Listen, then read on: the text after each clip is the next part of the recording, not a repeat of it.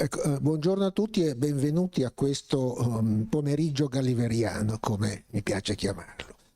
Sono passati quasi 300 anni esatti dal 28 ottobre 1726, che è il giorno in cui furono pubblicati i Viaggi di Gulliver. E da allora il nome e la figura di Gulliver non hanno mai smesso di circolare per il mondo, di andare in giro per il mondo con una autonomia, va riconosciuto, rispetto al creatore, cioè a Swift, quale poche volte si è data, credo, nella storia della letteratura antica e moderna. Il successo dei viaggi fu grande e immediato, anche se accompagnato da non poche polemiche e controversie religiose e politiche. Però ciò nonostante i viaggi furono letti da tutti. Come scrisse un amico a Swift, erano letti dai banchi del governo alle nurseries. E quindi non sorprende che immediatamente partì una vera e propria valanga di quelle che si chiamano galliveriane, cioè imitazioni, pseudo-continuazioni, parodie, utilizzazioni del nome di Gulliver sia come personaggio ma anche come pseudo-autore che continuarono poi. È stato calcolato continuarono poi queste galliveriane nei più vari contesti e con i più vari mezzi, in prosa, in poesia, in opere teatrali, musicali, stampe, illustrazioni, vignette e quant'altro. È stato calcolato che dal 1726 alla fine del secolo furono circa 400 i testi catalogabili come galliveriana. Continuarono poi nell'Ottocento, sia pure con una frequenza un po' ridotta, e ripresero quota nel Novecento, utilizzando, colonizzando, vorrei quasi dire, i nuovi media, il cinema, i cartoni animati, i fumetti, gli spot e così via. Per fare solo due esempi, ricordo, ecco, il Topolino Gulliver di Walt Disney 1934, giusto. Avanti. Questo? Eccolo lì, Topolino Gulliver. 1934, oppure in anni più recenti la Gulliver in corpo e abiti femminili di Guido Crepax e poi di Milo Manara.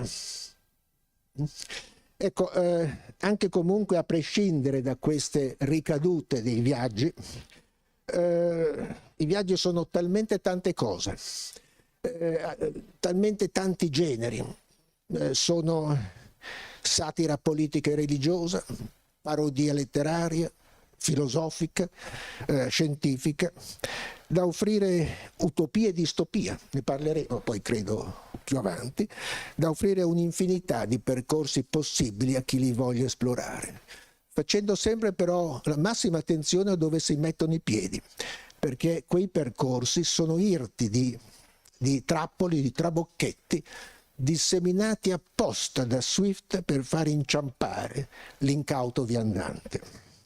Ecco, se c'è un autore di cui conviene non fidarsi mai, questo è proprio Swift. Solo alcuni di questi percorsi saranno scusate il gioco di parole, dagli amici e colleghi che insieme a me hanno accettato di rendere questo piccolo omaggio a un autore, all'opera di un autore che credo di poter dire fra 300 anni sarà ancora qui a far discutere quando noi non ci saremo più. Temo. Sono ottimista però che fra 300 anni si discutono ancora i viaggi di Gulliver. Con i tempi che corrono non è assicurato. Detto questo, mi resta solo, devo dire, da ringraziare l'Accademia e il suo consiglio direttivo per aver acconsentito a organizzare questo evento. E ciò detto, credo che possiamo senz'altro cominciare e lascio la parola alla professoressa Rollandi che gestirà l'evento odierno. Grazie.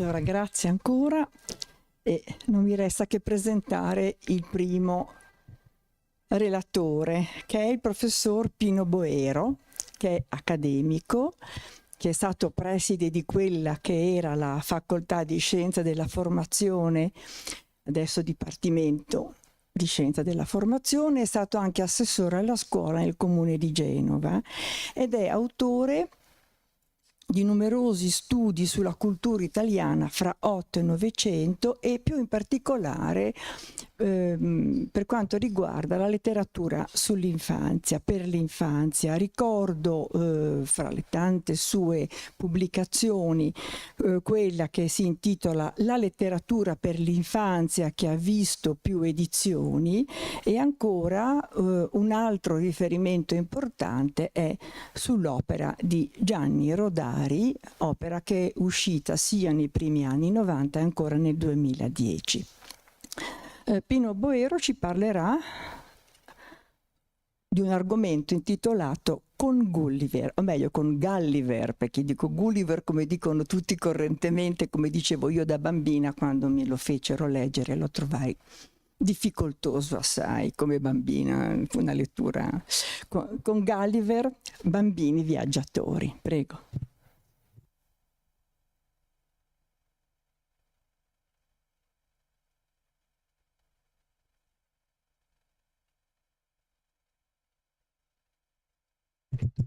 Grazie, buon pomeriggio a tutti e a tutti.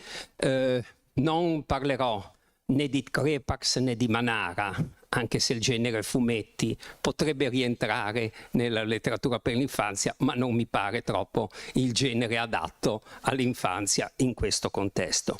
E invece parlerò dell'uso, ma vorrei dire dell'abuso che di Gulliver è stato fatto nella letteratura per l'infanzia.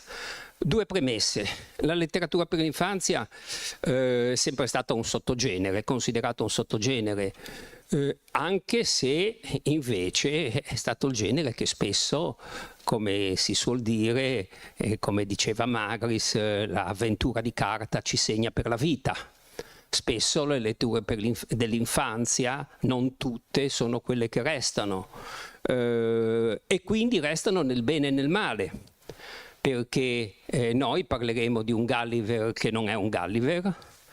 Tenete presente che la maggioranza delle riduzioni che vedremo negli anni si limita ai primi due libri. Ovviamente gli altri vengono in qualche modo così proprio dimenticati.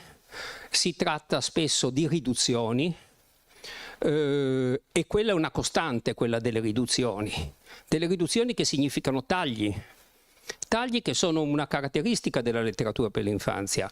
Anni fa mi capitò di guardare in altro ambito la collana prestigiosa per la scuola media delle Einaudi, quella bianca e rossa che molti ricorderanno. Ebbene, Il giorno della civetta di Sciascia fu censurato dallo stesso Sciascia nell'edizione della scuola media, nel capitolo dove si parlava dei rapporti mafia e politica. Il sergente della neve di Rigoni Stern tolse la parola il sergente bestemmiò e la sostituì col sergente imprecò. Cioè la letteratura per l'infanzia è un terreno libero dove le riduzioni, i cambiamenti possono avvenire impunemente a spese dell'autore, ma vorrei dire anche a spese del lettore. Quindi noi incontreremo tante varianti di Gulliver, poche con quell'attendibilità, vorrei dire, scientifica, testuale, di traduzioni. Poi ad esempio la traduzione che è stata anche non solo per ragazzi, utilizzata per ragazzi di Giuliana Berlinguer o altro, sono significative, però in realtà la letteratura per l'infanzia ha dato luogo a tutti questi sommovimenti. Li vedete, la prima 1842, la prima che porta l'indicazione, questa vabbè è la traduzione, ma poi c'è l'altra, se riesco a mandarla avanti. Ecco, la che vedete, 1876, la prima che porta l'indicazione dedicata ai fanciulli. Naturalmente, trattandosi di prime edizioni, quella del 1895 è molto povera, la vedete, e per farvi così notare il contrasto e farvi vedere quanto questa fosse letteratura da pochi soldi, vi faccio vedere la copertina dei Misteri della Giungla Nera dello stesso anno, stampata qui a Genova dall'editore Donat, che erano copertine goffrate in oro o altro, e la stessa parte grafica affidata a Pipe in Gamba, che era uno straordinario illustratore di cui è stata fatta a Palazzo Rosso recentemente una mostra, proprio per far vedere come anche in questa edizione del 95 Gulliver fosse trattata di una sorta di letteratura popolare, ridotta e distribuita, con illustrazioni non particolarmente significative. E là, quella del 1876 è forse la prima che abbia l'indicazione per i fanciulli. Ma anche qui noi sappiamo che la letteratura per l'infanzia funziona sul doppio binario, anche sull'integrazione testo-immagine, e vedremo lì molte immagini. In questo caso invece le immagini in questa prima letteratura erano molto esistevano poco, erano poche incisioni in bianco e nero ovviamente, e il resto era testo fittissimo, che ci fa pensare a quanto poco fosse diffusa la lettura, perché è chiaro che, tanto per citare Rodari, che è stato prima citato, Rodari si arrabbiava molto quando si diceva, ai suoi tempi, morì nell'80, i bambini di una volta leggevano di più, e lui diceva: quali bambini? Quelli che avevano le biblioteche in casa e che appartenevano a quel ceto che insegnava loro a leggere anche i tomi, o l'80% o il 70% della popolazione che era analfabeta? Quindi effettivamente le prime traduzioni anche per i bambini portavano poche immagini. E qui incominciamo invece a vedere le cose da un certo punto di vista, a mio parere molto interessante, perché voi vedete le date, l'edizione Hoepli, riccamente 8 tavole a colori fuori testo, in cromolitografia, 34 incisioni in bianco e nero, cioè è un'edizione ricchissima, molto corretta anche, vorrei dire, filologicamente, molto attenta, e voi vedete che parte da fine 800 e arriva al 1946, in riedizioni continue, in ricopertinare i testi, comunque aggiornarli se vogliamo dal punto di vista grafico, ma mantenendo quel tipo di illustrazioni, che a me pare significativo, perché in questo caso io credo che anche questo volume Hoepli abbia quella destinazione che spesso funziona nella letteratura per l'infanzia, la duplice destinazione, adulto e ragazzo, se vogliamo. Non è detto che i testi che sono utilizzati poi per gli adulti, questo era un testo d'adulto, non fosse il regalo anche per i ragazzi su cui si imparava a leggere e soprattutto ci si perdeva nelle illustrazioni, e queste sono illustrazioni davvero che vale la pena vedere, molto accurate, molto precise. Se vedete questo volo così con le piume, vedete le piume volare, ma effettivamente l'immagine aiuta moltissimo la lettura del testo. Qui cominciamo a andare su una duplice operazione. Gli editori che conoscono la valenza del testo, tenete presente, gli editori e la critica di letteratura per l'infanzia si è occupata di Gulliver pochissimo sostanzialmente. A livello critico in letteratura per l'infanzia ci sono i cenni nella manualistica che comincia dagli anni 20 del Novecento, manualistica di letteratura per l'infanzia, dicono certo i viaggi di Gulliver toccano quella dimensione vera. I bambini sono colpiti dal grande piccolo, dal piccolo grande e dalla dimensione del viaggio. Sono i due elementi, grande e piccolo, e quindi i giochi, le combinazioni che derivano dal rapporto di grande piccolo, piccolo e grande, e il tema del viaggio e dell'avventura, sono i due temi su cui la letteratura per l'infanzia lavora a livello di testo di Gulliver. E infatti la prima vera manipolazione, se vogliamo, riduzione di Gulliver è la riduzione di Giuseppe Fanciulli nel 1911. Giuseppe Fanciulli fino agli anni 50 del Novecento, quando è mancato, è stato l'autore cattolico abbastanza compromesso col regime negli anni di forza del regime, ma sostanzialmente un cattolico che però lavorava sui testi per l'infanzia con indubbia perizia, perché nella vita ha fatto il direttore di riviste per ragazzi, lo scrittore per ragazzi, il critico per ragazzi, l'associazionismo per ragazzi fondando la congregazione del Girotondo, cioè ha vissuto immerso nel mondo dell'infanzia e quindi era in qualche modo autorizzato a fare questa, se vogliamo, prima riduzione. Riduzione che viene, direi, utilizzata per molti anni dall'editore di Firenze, quindi Bemporad, poi Marzocco e poi Giunti. E lì vi faccio due esempi: quella prima edizione con la copertina di Attilio Mussino, perché una cosa che a me ha colpito, io qualcosa di questo conoscevo, qualcosa avevo, e poi per fortuna alla Biblioteca di Amicis c'è un ricco fondo che mi hanno messo a disposizione, quindi ho visto una cosa che colpisce, e a me pare interessante notare che anche nelle copertine e nelle illustrazioni a un certo punto gli editori scelgono l'illustratore bravo. Ci sono gli artigiani mediocri o altro, ma ci sono dei nomi come Mussino, che fra l'altro è stato notissimo per un'illustrazione di Pinocchio, per i volumi di Pinocchio, ma anche per illustrazioni sul Corriere dei Piccoli o altro. Quindi era una delle grandi firme e che viene utilizzato in questo caso per fare, ad esempio, quella copertina che per l'epoca è una copertina che ha tanti elementi, se volete, una copertina post-Liberty, un po' decoro, altro, ma molto fantasiosa. E quello fa parte della scuola di quegli anni dell'illustrazione. Quindi l'attenzione all'illustrazione è l'altro aspetto che a me ha colpito. Devo dire, non ha colpito l'aspetto dei testi, perché per quello che ho visto non ci sono grandi, cioè sono racconti dove si vogliono colpire per l'avventura, per le straordinarie avventure, poi la bravura del narratore è un'altra cosa, ma in questo caso agli autori, ai correttori, ai redattori che procura, ai traduttori che procurano questo, interessa sì che ci sia una lettura, se volete, anche frettolosa.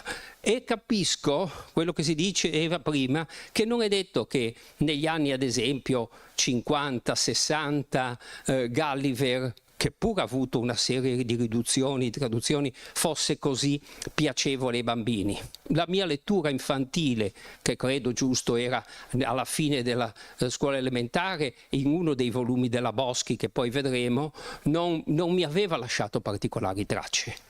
Mi sembrava addirittura una narrativa un po' piatta. Io sarà perché ero un salgariano un po' verniano, quindi avevo due estremi ma molto complementari, se vogliamo. Da un lato la poesia della scienza, dall'altro la poesia della totale avventura e della libertà.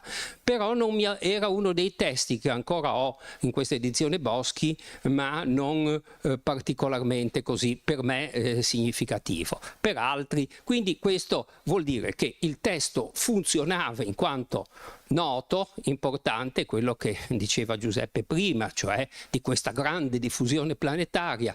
L'infanzia non ne poteva fare a meno, ma non è detto che necessariamente poi tutta l'infanzia fosse colpita dall'avventura di Gulliver.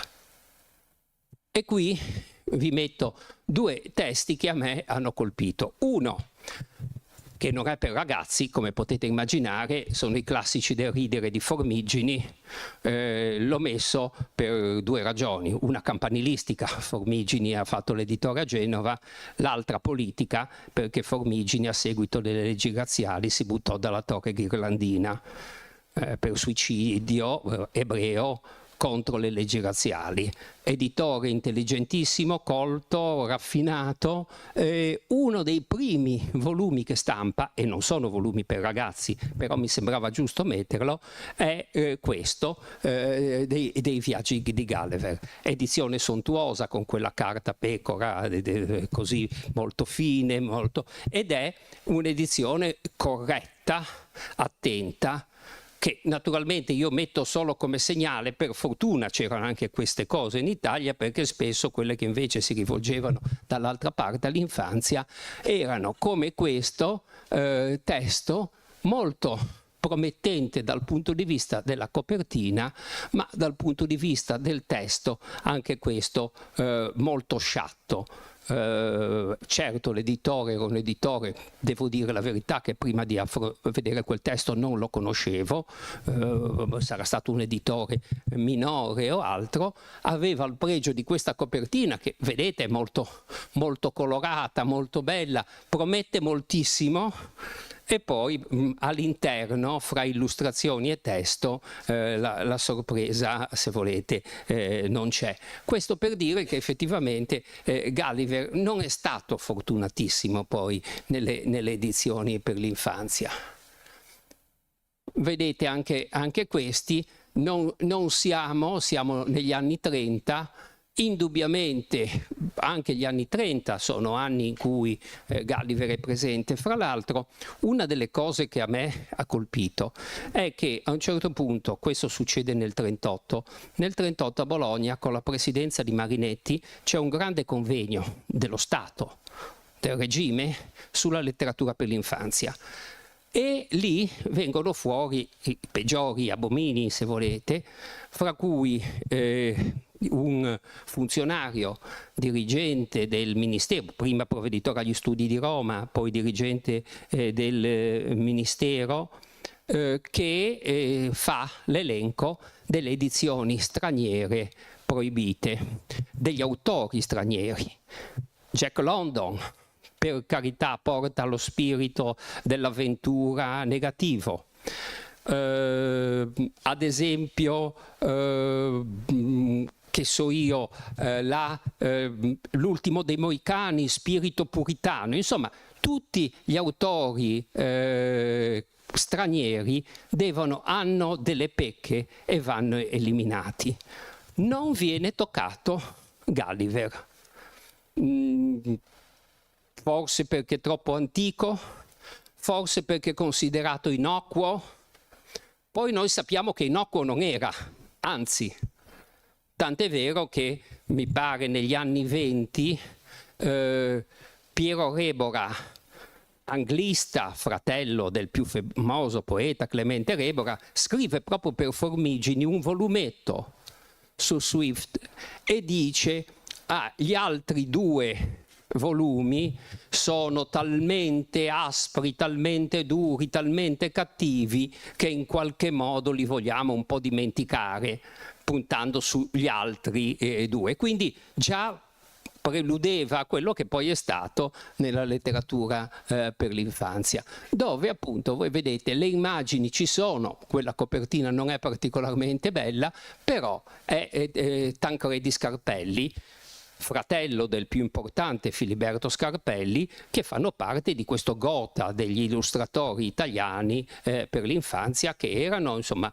una bella scuola sicuramente. Qui abbiamo la famosa Scala d'Oro. Scala d'Oro è forse l'unica collana nell'Italia fascista che riesce a resistere per l'intelligenza dei redattori a regime, cioè praticamente fa volumi che raccontano, volumi che parlano di epica, eccetera, si tengono fuori, ma in realtà sono dentro non il regime, ma dentro la dimensione letteraria, la dimensione fantastica, con illustrazioni straordinarie. Vedete, queste sono veramente molto belle, e ed è una collana che è stata ristampata, è nata cioè il libro è nato nel 1938 fino al 1965, giustamente è stato ristampato. Poi dopo gli anni 60 l'editoria per ragazzi cambia moltissimo, quindi non è un caso quella data 65, quindi la conclusione. Ecco, lì abbiamo le edizioni famose degli anni 50. Molti di quelli che erano bambini negli anni 50 ricorderanno l'editrice Boschi, perché faceva tutte queste edizioni veramente economiche, con pessime illustrazioni, io credo, però molto molto fantasiose, molto colorate, con testi abbastanza abborracciati anche dal punto di vista dell'italiano, se vogliamo, però erano le edizioni economiche di allora.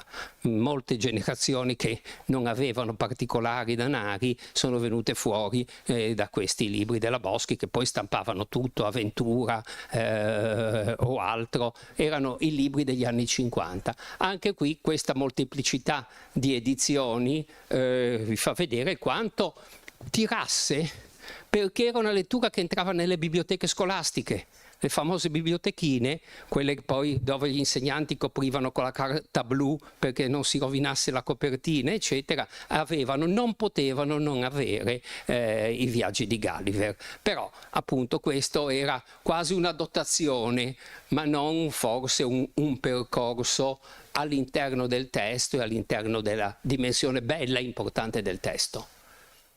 Qui siamo sempre negli anni 50, come vedete si tratta sempre di edizioni non particolarmente significative. Ecco, qui sempre con i 2 volumi, non parliamo mai di un'edizione completa, abbiamo Piero Bernardini, che è stato uno dei grandi illustratori di nuovo del Novecento. Quando io credo gli editori, per farsi perdonare un po' queste ripetizioni, andavano nella scelta, avevano una buona possibilità di scegliere un bravo illustratore, anche perché gli illustratori oggi sono pagati abbastanza, allora erano pagati abbastanza poco, quindi anche buoni illustratori, in questo caso come Piero Bernardini, erano abbastanza così reperibili sul mercato. E qui cominciamo ad avere Mondadori che entra in campo. Mondadori ha curato molte edizioni svariate di questa ho messo questa degli anni 70, ma altre ne potremmo mettere. Tutto sommato devo dire che perlomeno i disegni in bianco e nero hanno una certa autonomia rispetto a quei disegni colorati e pesanti, danno una certa dimensione di dinamismo, se vogliamo.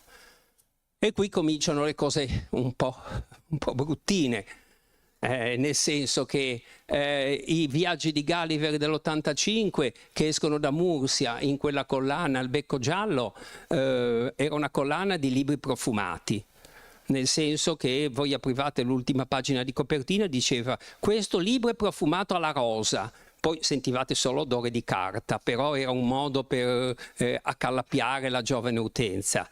E voi immaginate la fine che fanno i viaggi di Gulliver lì all'interno, una riduzione, i tagli, sempre naturalmente le prime, i primi 2, ma tagliati. E l'altro, grandi racconti d'avventura da Gulliver nel paese dei giganti. Vi basta vedere l'illustrazione per capire di che cosa si tratti. E qui avete le avventure di Micio Gulliver. Non poteva mancare, io rispondo a Giuseppe, al suo Crepax e al coso con Micio Gulliver, che è altrettanto, diciamo così, voi vedete. E queste, fra l'altro, sono edizioni che tutto sommato riuscivano a vendere. Perché se non altro quando uscivano, alcune poi uscivano in edicola addirittura, ma quando uscivano in libreria c'era il pregio della curiosità. Uno diceva ma che cos'è questa storia? E c'erano queste versioni, qui siamo nell'88. E poi qui abbiamo questo, che è un'edizione EL, che poi è Einaudi Ragazzi, eccetera, tutta questa storia di questa casa editrice triestina, ma che adesso ha tutto il catalogo Einaudi Ragazzi insieme, che prende le incisioni di Grandeville, prende l'edizione Gallimard francese e la traduce per il pubblico italiano. Quindi c'è una serietà di impostazione tutto sommato notevole, perché l'edizione è praticamente la traduzione dell'edizione, e l'unica cosa che un po', a mio parere, è disdicevole in un libro per ragazzi è la dimensione un po' scolastica che viene in fondo, in appendice. Sì, vuole essere gioco con le parole crociate, però insomma è una dimensione scolastica che va un po' a contrastare anche con la libertà del viaggio, dell'avventura e della crescita. Però queste sono edizioni comunque anni 90 che cominciano ad avere un certo rispetto, perché in questo caso si tratta appunto di una tradizione, di un acquisto dei diritti da Gallimard. Ecco, lì abbiamo la traduzione di Giuliana Berlinguer del 98, poi 2010 un'edizione Feltrinelli. Queste è chiaro che sono edizioni che vanno anche agli adulti, e l'edizione che più colpisce è quella del 95 di Archimede Editore, piccolo editore legato alla Bruno Mondadori a suo tempo, che fece una nuova traduzione di tutti e 4 i libri. Purtroppo è un'edizione molto piccola, ho dimenticato di portarla, piccola proprio così, anche fitta di caratteri, quindi poco adatta all'infanzia, anche se è nato per ragazzi. E quella è, direi, l'edizione più intelligente, più seria che si potesse fare, anche perché era stata curata da Carmine De Luca, che fu un mio amico anche nell'avventura di La Terza della letteratura per l'infanzia, scomparso prematuramente, che era della scuola di De Mauro e Simone, quindi molto attento all'aspetto linguistico dei giochi di parole o altro, quindi quella è una bella edizione, credo oggi introvabile in commercio. Questa è un'edizione M con queste illustrazioni fantasmagoriche di Riddle.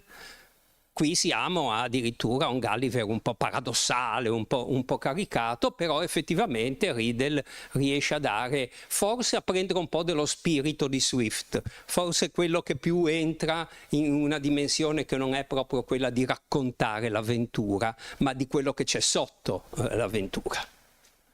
Qui voi vedete dalle illustrazioni, lì sono i viaggi, vedete, i soliti, e vedete dalle illustrazioni che purtroppo fino ai giorni nostri siamo con queste, e sono riduzioni delle riduzioni. Quindi voi pensate quanto poco passi del messaggio finale. Questa invece è l'ultima, ma questa è quella di Einaudi, ovviamente per tutti. Io vorrei che i ragazzi leggessero questa, semmai, che è quella illustrata da Lorenzo Mattotti, che è un grande illustratore, un grande fumettista, che ha fatto veramente un'edizione straordinaria, anche giocando, come vedete sulla copertina, sul cambiamento dei punti di vista. Per un fotografo va bene, per un illustratore non è sempre facile, e lui ci è riuscito. Torniamo un attimo indietro. Poi ovviamente questa è una curiosità, Gallepini di Tex si è dedicato a Gulliver, quindi un po' tutti hanno pescato in quest'orto dei fumetti, i viaggi di Paper, i viaggi di Gulliver, insomma tutti fumetti che via via hanno toccato. Il caso più curioso è quello di Gallepini, insomma Tex era un po' diverso da Gulliver, però il mercato, il primo Gallepini, andava anche su quello. Quello è un audiolibro, ci sono gli albi da colorare, poco fantasiosi se volete, e io direi che il ritratto che ne esce è che sarebbe bene che i ragazzi, quelli che leggono, non so quanti, non so come, ma almeno leggessero delle edizioni non ridotte, primo, magari complete, ma forse complete è dir troppo, ma quantomeno che i primi 2 libri mantenessero intatto tutto quello spessore ironico e quei giochi di parole che magari è così difficile far venire, ma forse un insegnante capace di guidarli riuscirebbe a tirarli fuori. Vi ringrazio.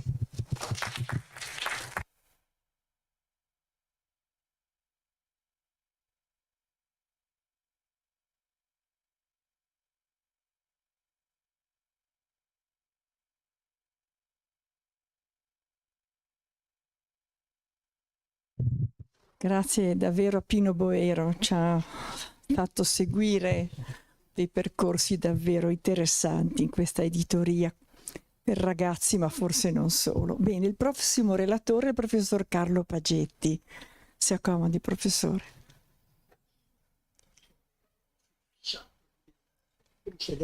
Certo, certo. Gli fissiamo il microfono.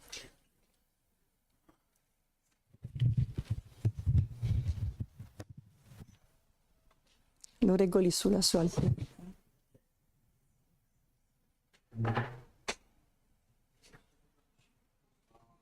Non troppo, ma si sieda comodamente che lo regolo io. Grazie. Allora, il professor Carlo Pagetti, già ordinario di letteratura inglese nell'Università di Pescara, poi di Torino e infine di Milano, si è prevalentemente occupato di letteratura ottocentesca e di storia della fantascienza. E come è stato osservato, il suo volume Il senso del futuro, la fantascienza nella letteratura americana, comparso nel 1970, ha sostanzialmente sdoganato la fantascienza a livello accademico, però si è occupato anche a lungo, in modi ampi e documentati, anche per quanto riguarda la fortuna di Swift in Italia, in particolare per un suo volume nel 1971. E oggi il professor Pagetti ci parla di Gulliver tra distopia e fantascienza. Grazie. Grazie a Giuseppe Sertoli, grazie agli amici che sono qui, tra cui carissimo Massimo Bacigalupo. Devo dire che questa occasione mi permette di compiere anche un piacevole viaggio all'indietro nel tempo, e questo innanzitutto a livello personale, perché di Swift mi sono occupato effettivamente tanti anni fa, proprio a proposito dell'influsso dei Gulliver Travels sulla fantascienza americana. Quando avevo cominciato a fare ricerche su questo argomento. Allora, parlo degli anni 60, del Novecento, ben poco frequentato all'università.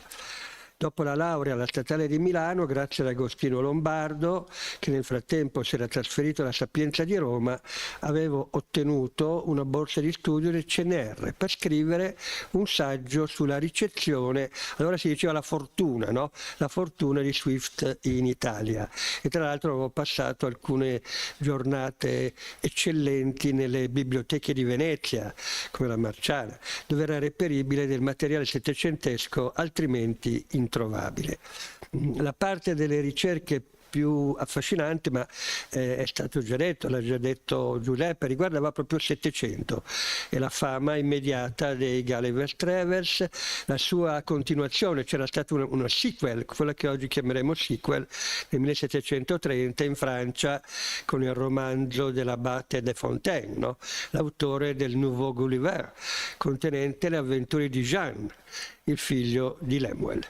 E poi c'era stato, ma anche questo insomma è stato già ricordato, c'era stato tutto il dibattito sul grado di autenticità del racconto di Swift, no? Su cui lo stesso Swift, tra l'altro, almeno in un paio di occasioni avrebbe ironizzato. Devo dire che però, andando dietro nel tempo, e qui mi ricollego alla prima così interessante relazione, anche per me c'è stato, no, nella mia infanzia un primo viaggio di Gulliver. Eccolo qua, l'ho portato, eccolo qua, questo. Non è uno dei testi citati in precedenza, non è neanche, credo, tra i più interessanti, semmai credo si potrebbe notare come in molti altri casi compare l'immagine di Gulliver come gigante in mezzo appunto ai lilipuziani, e con la mano aperta che appunto accoglie un lilipuziano. E questo è un libro intitolato appunto I viaggi di Gulliver, nella traduzione libero adattamento di che è Matteo Parisi, tipografia editoriale Lucchi, Milano 1952. Sicuramente un regalo della mia famiglia, che devo aver letto a 8 anni o giù di lì, un pochino dopo forse, ma mica tanto, insomma. Questo è il Gulliver della mia infanzia, composto naturalmente di soli 2 libri, il primo e il secondo, credo in una versione praticamente integrale. Solo molti anni dopo avrei saputo che Gulliver si era recato sull'isola volante di Lagado, nelle isole circostanti, e quindi era approdato nella terra degli Yahoos e dei cavalli saggi, o nobili cavalli, come anche venivano chiamati, gli Whims, prima di tornare definitivamente in Inghilterra e andare a rifugiarsi, come sappiamo bene, in una stalla lontano anche dalla sua famiglia. Allora, tralasciando adesso questi ricordi che però danno anche il senso, insomma, di come sia contento di essere qui, volevo fare un minimo di riflessione sulla ricorrenza 1726-2026. Perché? Perché ci sono altre curiose coincidenze su quei 2 numeri 26. Nel 1826, per esempio, Mary Shelley, l'autrice di Frankenstein, uno dei testi fondamentali di quello che vorrei chiamare l'immaginario scientifico, la narrativa dell'immaginario scientifico, fantascienza se voi volete, pubblica un romanzo non meno importante del Frankenstein, anche se meno noto, intitolato The Last Man, una sorta di profezia apocalittica in cui a poco tutta l'Europa viene invasa da un'epidemia di peste e l'ultimo superstite inglese si aggira per un'Italia dove i grandi monumenti del passato sono rimasti in piedi, ma gli esseri umani non esistono più. Tra parentesi, The Last Man, ovvero The Last Man in Europe, era uno dei titoli che in origine George Orwell aveva scelto per il suo 1984. Facciamo un altro salto di 100 anni, aprile 1926. Hugo Gernsback, un elettrotecnico di origine lussemburghese, non privo di ingegno, come si diceva una volta, fonda negli Stati Uniti una rivista stampata su carta riciclata, un pulp magazine. È Amazing Stories, no?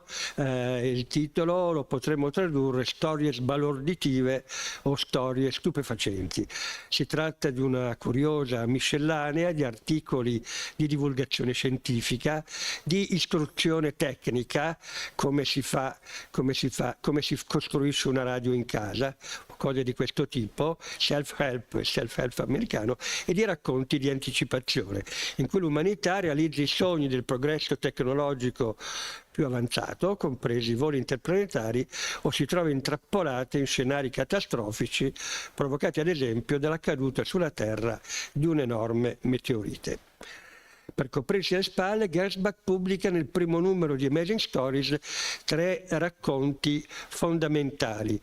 I 3 racconti sono rispettivamente di Poe, di Verne e di Wells, attribuendo a questi 3 scrittori le origini di un nuovo genere da lui definito nel primo editoriale science fiction, no? Science fiction, tutto un termine. Manca Swift, manca Mary Shelley. Bisogna dire però che Gernsback aveva bisogno di testi brevi da pubblicare e tra l'altro probabilmente ignorava il fatto che Mary avesse scritto anche racconti più ridotti che avrebbe potuto quindi utilizzare come The Mortal Immortal. Torniamo a science fiction. Science fiction, fantascienza, che è il termine neologismo italiano molto efficace, scientific romance, romanzo, racconto dell'immaginario scientifico. Secondo me poi è il termine più, appunto, più efficace, però ha il difetto di essere un po' lungo, no? Già nel 1926 appunto parte, no, questo tipo di fantascienza. Ancora nel 26, adesso arrivo a Swift, ancora nel 26, avvalendosi della sceneggiatura della moglie Thea von Arbu, in Germania il regista Fritz Lang gira Metropolis, un film che ha fatto la storia del romanzo, della fantascienza a tutti i livelli, insomma, non solo a livello narrativo vero e proprio. Un film che poi tanti film più recenti hanno in qualche modo recuperato, come Blade Runner, no? Di Ridley Scott, e anche il recente Megalopolis di Francis Ford Coppola. L'immaginario scientifico ha messo piede nella cultura di massa. Ha cominciato, si potrebbe dire, un'invasione che poi conoscerà altre tappe significative. Nel 1936, per esempio, Wells ispirerà un film che voleva essere una risposta a Metropolis, che Wells non aveva particolarmente apprezzato. Si tratta di Things to Come, in cui una profonda trasformazione del mondo futuro sarà compiuta con l'aiuto indispensabile di veicoli aerei sempre più perfezionati. Dopo quelli che bombardano e distruggono Everytown, di lì a qualche anno ci sarà il Blitz tedesco su Londra, le grandi piattaforme aeree Wings of the World, dopo la fine di un conflitto apocalittico, riportano la civiltà sulla Terra. E infine, a conclusione del film, un'astronave lancia 2 giovani, i nuovi Adamo ed Eva, nello spazio interplanetario. E allora, se vogliamo stabilire, ed è ora di farlo, un collegamento con i viaggi di Gulliver, possiamo fare un riferimento diretto alle memorabili vicende iniziali del terzo viaggio di Gulliver, uno dei 2 viaggi appunto che la letteratura per l'infanzia tendeva a eliminare. Sono il primo capitolo, sono le prime pagine.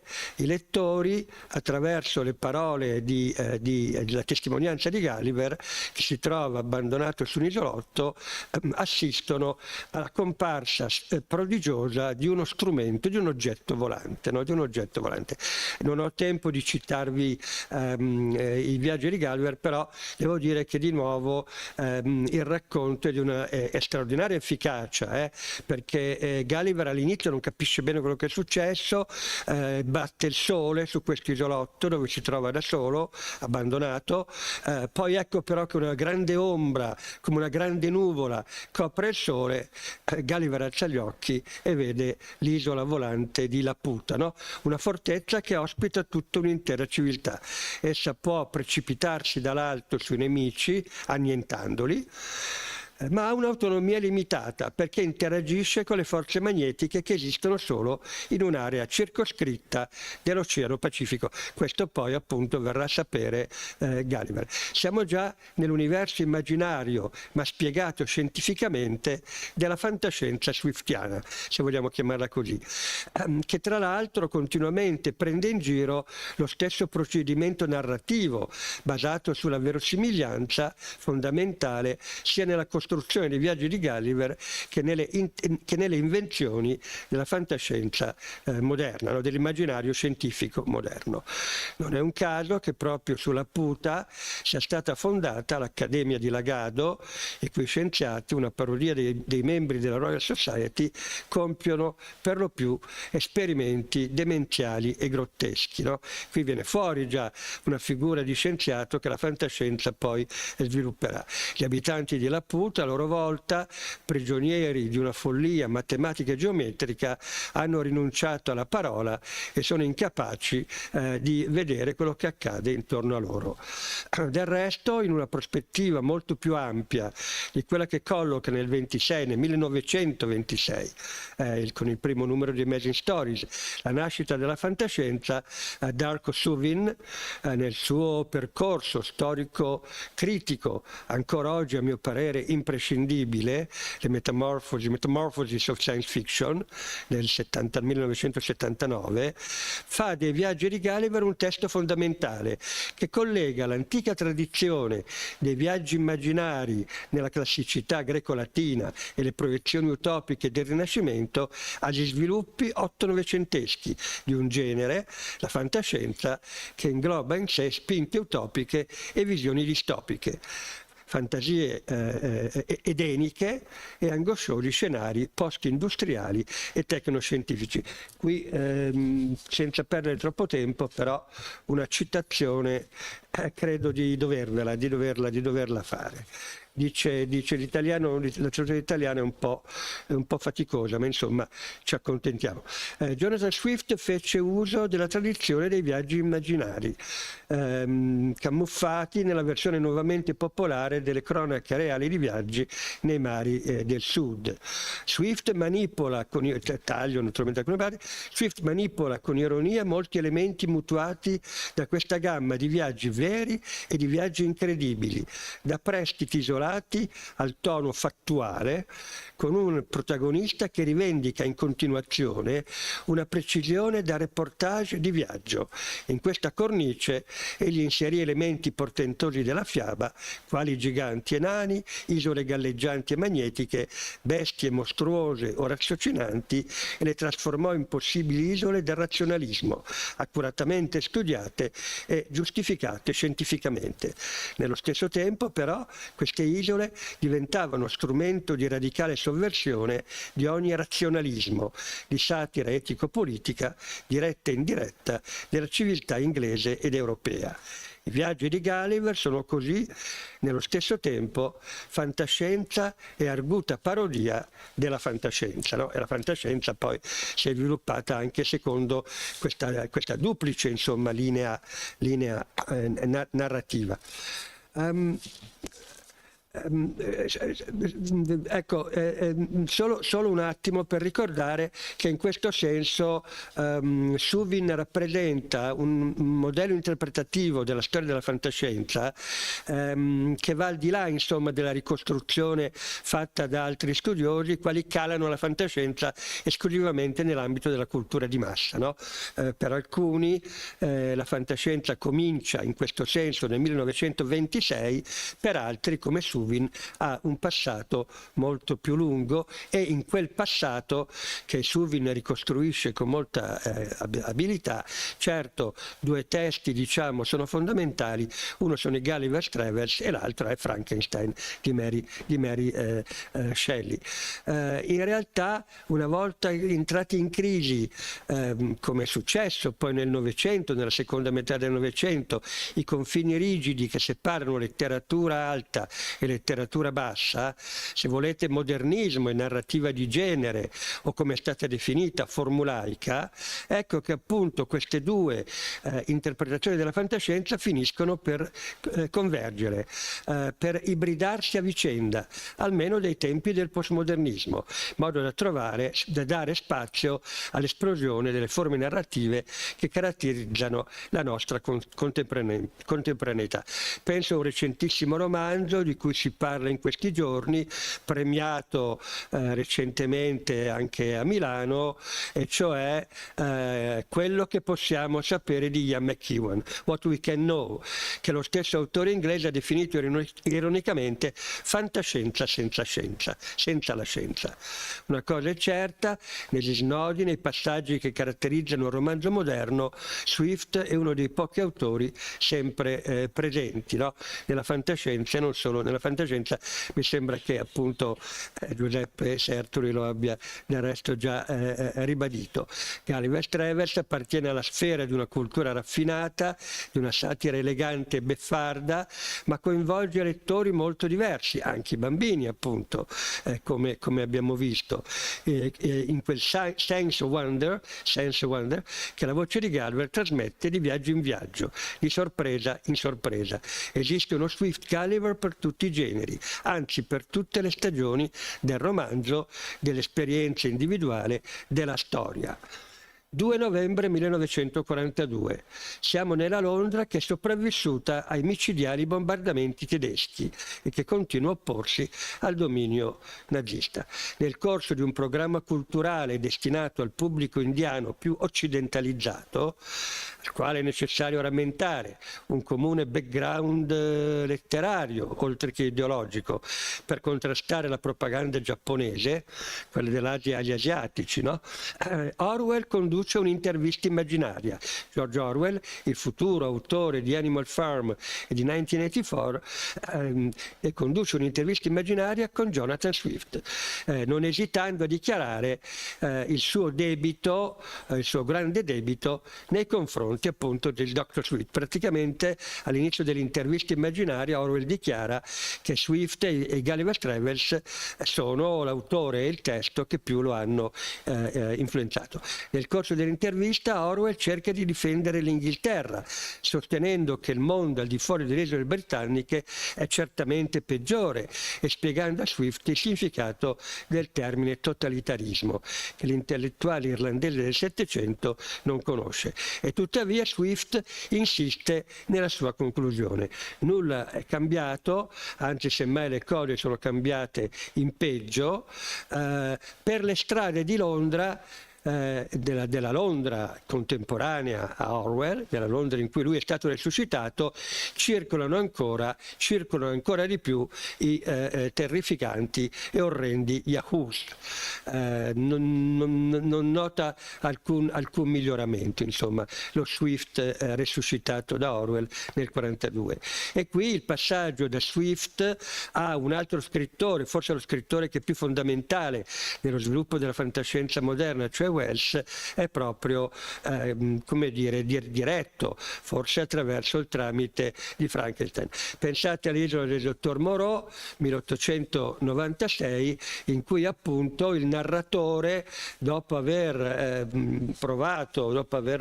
testimoniato degli esperimenti di un dottore vivisezionista, di dottori ce ne sono tanti, anche Gulliver, no, era un chirurgo, no? Era il chirurgo di bordo, dopo aver testimoniato di una serie di esperimenti orrifici che trasformano le bestie in creature semi-umane per mano di un vivisezionista, il dottor Moreau, torna a Londra questo narratore, e anche lì però si accorge che queste creature semi-bestiali e semi-umane lo hanno seguito proprio fino a Londra, e a Londra si ritrova attraverso di loro. Ovviamente qui viene in mente la conclusione dei viaggi di Gulliver, no? Una conclusione che in qualche modo riverbera nel corso della letteratura fantascientifica.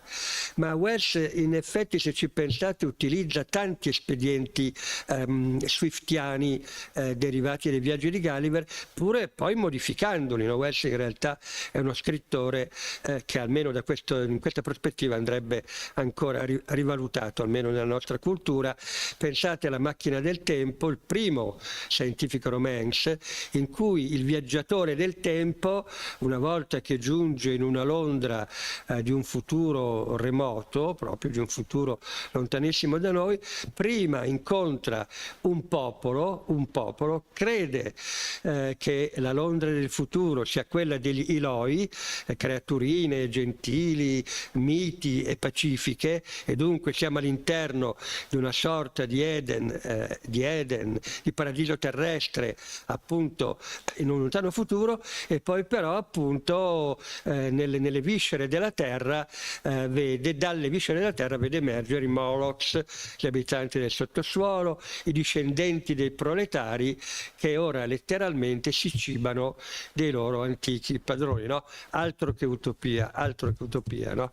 Una sorta di regno cannibalistico, no? del terrore. Ed ecco che appunto vedete che vari motivi e vari elementi si saldano e poi ci portano fino a oggi.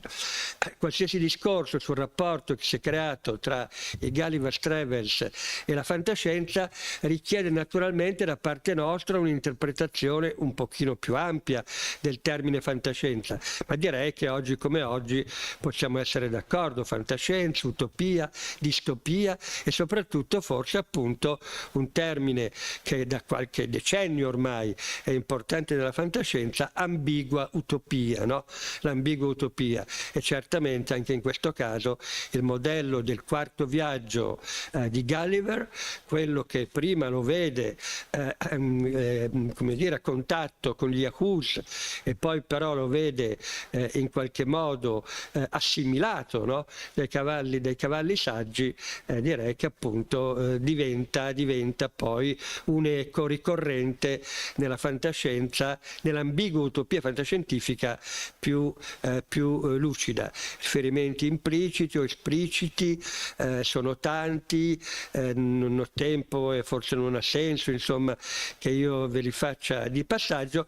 Mi limito a ricordare uno scrittore che tra l'altro non è inglese o americano ma è polacco, Stanislaw Lem, l'autore di Solaris, che è uno dei maggiori romanzi, che credo come dire sia anche limitativo chiamare un romanzo specializzato di fantascienza, Solaris. Ecco, Lem per esempio in modo molto esplicito anche nella sua autobiografia ha citato i viaggi di Gulliver come un testo fondamentale per lui, e soprattutto Lem ha utilizzato come dire un personaggio galliveriano, ovvero un aspetto di Gulliver che a lui è sembrato fondamentale. Lem lo ha fatto come dire appunto elaborando in vari suoi romanzi la figura l'astronauta solitario. In che senso l'astronauta solitario di Lem deriva da Gulliver?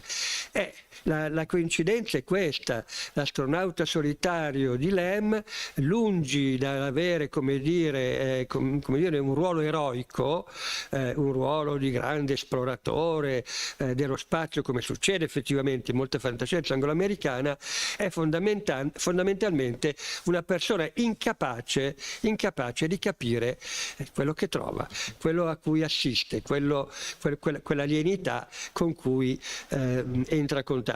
Direi che la variante più estrema di questa figura lemiana è in un romanzo intitolato Sopralluogo, che tra l'altro ha avuto recentemente, è del 1959, ma ha avuto recentemente una bella edizione italiana curata con scrupolo filologico da Luca Bernardini, che è professore di letteratura e lingua polacca a Milano. L'astronauta è forse uno dei personaggi ricorrenti in modo più incisivo nella narrativa di Lem. Il capitano Tiki torna sulla Terra dopo aver minuziosamente descritto il pianeta alieno Enterotopia e la sua civiltà.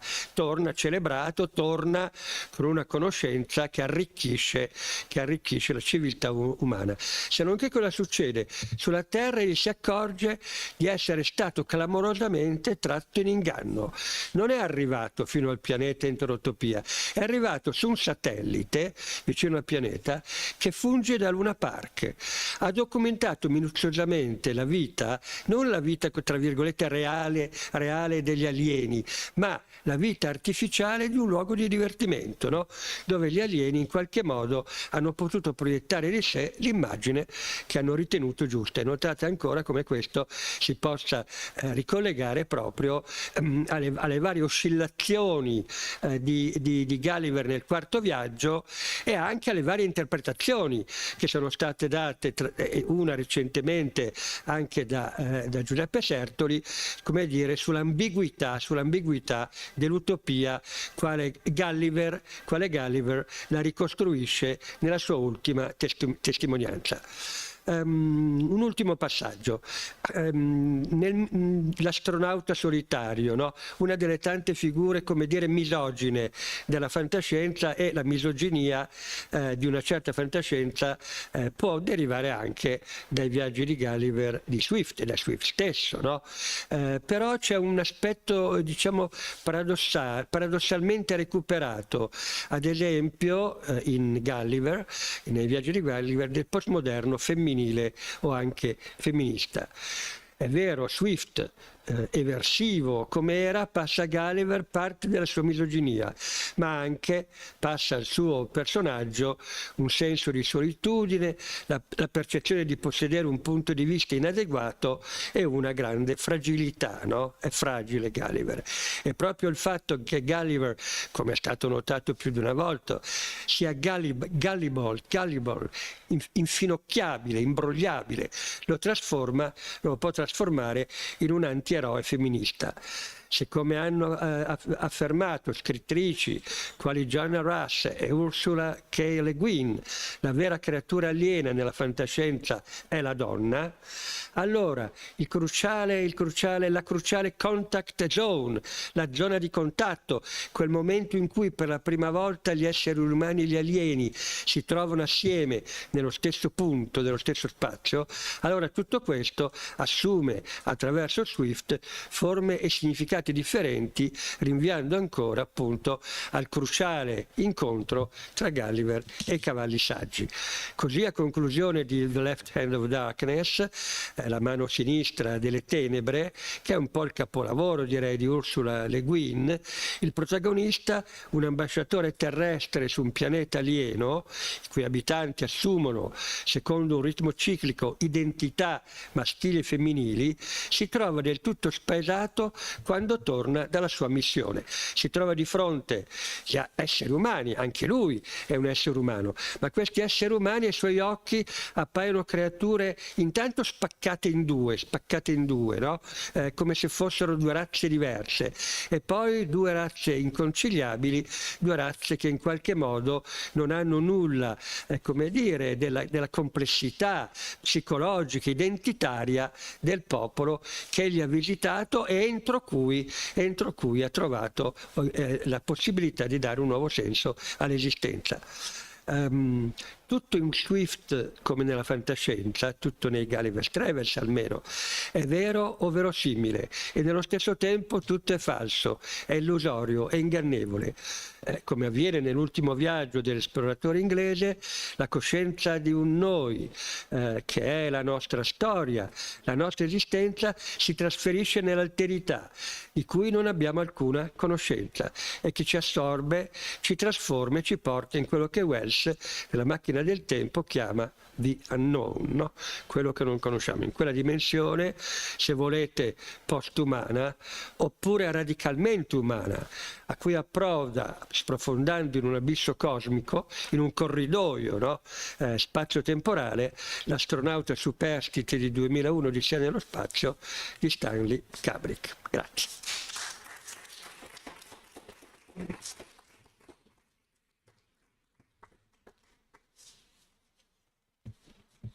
Sì, sono stato più o meno.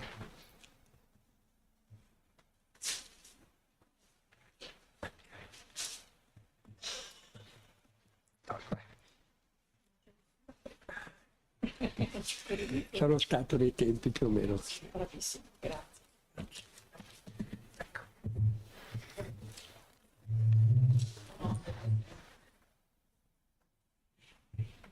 Chiari, sì, grazie. Mi occorrono.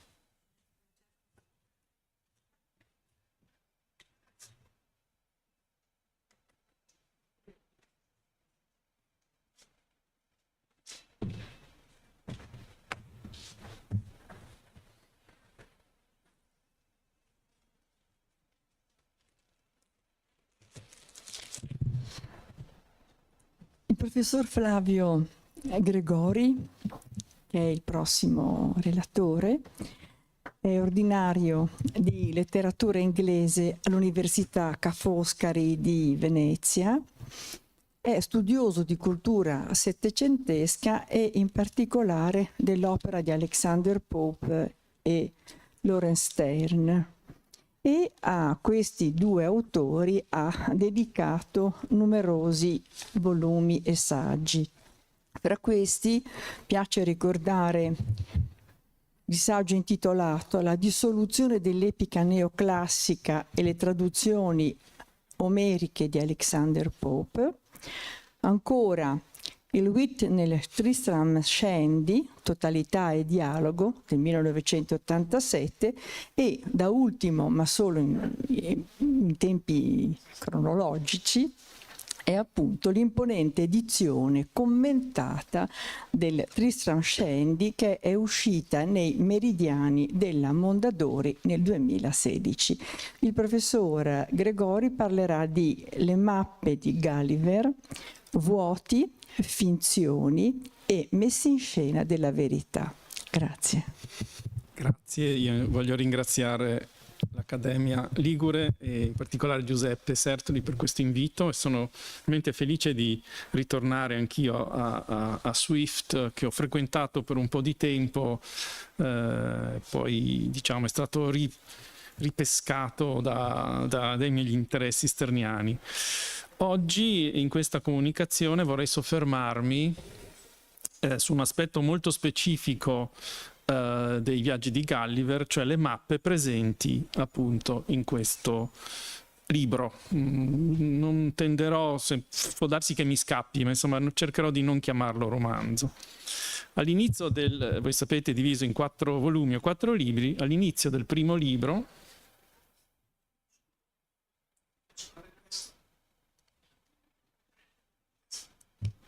destra, eccolo qua, devo girarlo verso di lei o no?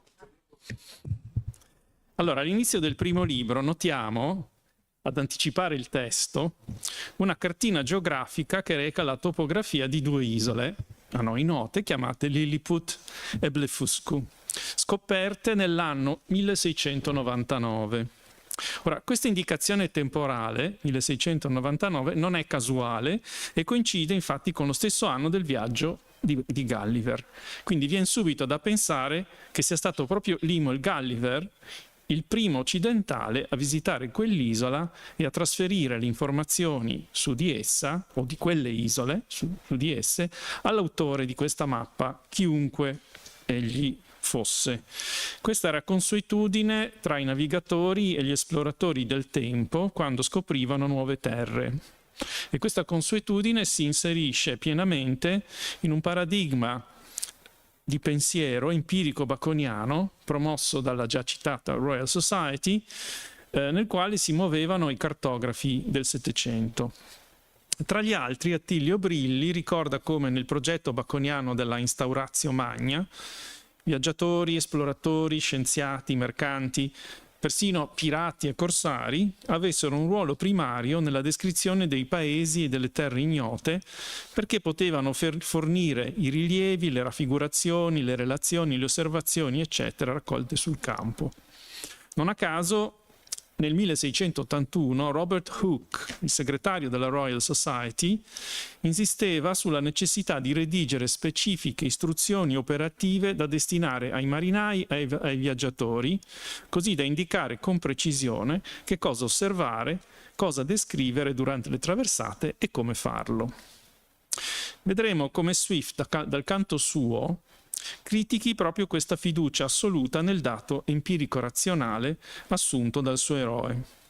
Vedremo come quanto più Gulliver parla come un testimone oculare, tanto più le sue mappe, e mi limiterò alle mappe, rivelano la fragilità della testimonianza e del calcolo, o, per usare il termine tecnico di Gulliver, computation, calcolo. Gli amici di Jonathan Swift conoscevano molto bene la propensione del decano di San Patrizio a fare dell'ironia sul rapporto tra finzione e verità anche in campo topografico o cartografico. Il 5 novembre del 1726, quindi pochi giorni dopo l'uscita della prima edizione di Gulliver's Travels stampata da Mott, John Arbuthnot, già medico della regina Anna e amico di Swift, gli scriveva, cito, «Gulliver è nelle mani di tutti. Lord Scarborough, che non è certo un inventore di storie, mi ha raccontato di aver incontrato per caso il comandante di una nave che gli aveva detto di conoscere molto bene Gulliver». E aggiunge, «Ho prestato il libro a un anziano signore che si è subito precipitato sul suo Atlante a cercare il Lilliput». Allora, torniamo alla mappa. Notiamo che le due isole sono situate a sud-est di Sumatra e a nord-ovest della terra di Diemen o Van Diemen's Land.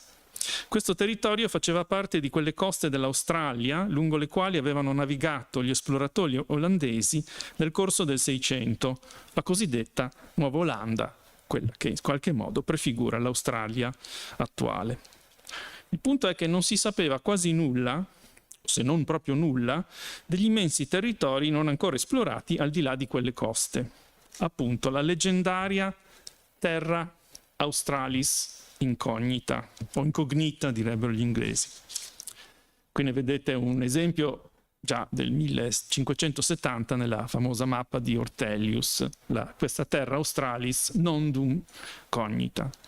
Ancora nel tardo Seicento l'emisfero australe restava uno spazio bianco che i cartografi tendevano a riempire con ipotesi oppure proiezioni che avevano una lontanissima origine in Tolomeo, il quale aveva ipotizzato l'esistenza di un vastissimo territorio australe a bilanciare i continenti settentrionali, quindi puro frutto di congettura. Proprio l'indeterminatezza di quella regione aveva prodotto nel Seicento, quindi ben prima di Swift, una geografia fantastica dei luoghi agli antipodi del mondo occidentale noto. Per esempio, in Mundus Alter et Idem, mondo diverso e uguale, del 1602, il vescovo e utopista o distopista o antiutopista, poi chiederemo a Carlos come catalogarlo, collocava il proprio altro mondo, altro e uguale mondo, nel continente immaginario della Terra Australis. Oppure il monaco ribelle Gabriel de Foigny descriveva un vastissimo continente australe abitato da giganti ermafroditi, esseri superiori agli uomini per ragione purezza, nella terra australe conosciuta del 1676. Oppure ancora l'inglese Henry Neville in The Isle of Pines, l'isola dei Pine, una recente scoperta di una quarta isola vicina alla Terra Australis incognita del 1668, descriveva un'isola nei pressi della Terra Australe in cui tale George Pine, in questo senso isola dei Pine, non isola dei Pini ma l'isola del Pine o dei Pine, aveva fatto un naufragio insieme a 4 donne con le quali dava vita nel corso degli anni a 47 figli, popolando l'isola alla sua morte di ben 1789 discendenti, e il numero è veramente, a proposito di coincidenze, straordinario. La Terra Australis perciò era un luogo fantastico e paradossale, presupposto come esistente però in assenza di testimonianze, prove, evidenze documentali, dunque un luogo altamente congetturale. E uno spazio del genere poteva essere contemporaneamente geografico e immaginario, empirico e fantastico. Somiglia a quello satireggiato da Swift in una sua poesia successiva ai Gulliver's Travels, On Poetry, sulla poesia, una rapsodia, quando dice: così i geografi su mappe africane riempiono i vuoti con figure strane e dove non vi son città né fonti disegnano elefanti su deserti e monti. In questo senso l'area in cui Swift colloca la prima avventura di Gulliver non è semplicemente un punto lontano della mappa o sulla mappa del mondo, ma sta in prossimità di uno spazio indeterminato nel quale la finzione può diventare narrativamente verosimile e la scoperta e l'errore, o la realtà e la finzione, se volete, possono facilmente sovrapporsi e confondersi. A proposito di atteggiamento baconiano empirico, Gulliver cerca di essere molto dettagliato riguardo il luogo del naufragio, anche se dice di voler tralasciare alcuni particolari, dice con suo modo, diciamo, poco opportunamente ironico e involontariamente ironico. Non sarebbe giusto, per diverse ragioni, infastidire il lettore con i particolari delle nostre avventure in quei mari. Non fa altro che infastidire il lettore con particolari. Ci basti informarlo che durante il viaggio da lì verso le terre orientali fummo sospinti da una violenta tempesta a nord-ovest della terra di Van Diemen. Da un'osservazione rilevammo di trovarci alla latitudine di 30 gradi e 2 minuti sud. Controllando le carte geografiche dei primi decenni del Settecento, la mappa di Lilliput e Blefuscu che abbiamo visto all'inizio sembrerebbe potersi inserire negli Atlanti allora disponibili. Qui seguo, diciamo, il lavoro di vari studiosi e utilizzo una mappa del mondo, un Atlante, prodotta nel 1719 dall'allora celebro cartografo londinese ma di origini olandesi o forse tedesche, Herman Moll. Ora, in questa mappa, dove vedete che la terra australe sta alla destra in basso, vi è una quasi corrispondenza, se non letterale, quasi letterale, della topografia delle isole di Lilliput e Blefuscu con la topografia delle isole di Sunda o Sonda. Qui le ho chiaramente sovrapposte, io non stanno nella mappa di Moll, chiaramente. Ora, noi non sappiamo con certezza se Swift possedesse questo Atlante e quindi se si fosse ispirato ad esso. Però è possibile, se non probabile, che l'avesse consultato a casa dell'amico Thomas Sheridan, presso il quale aveva composto una buona parte dei viaggi di Gulliver.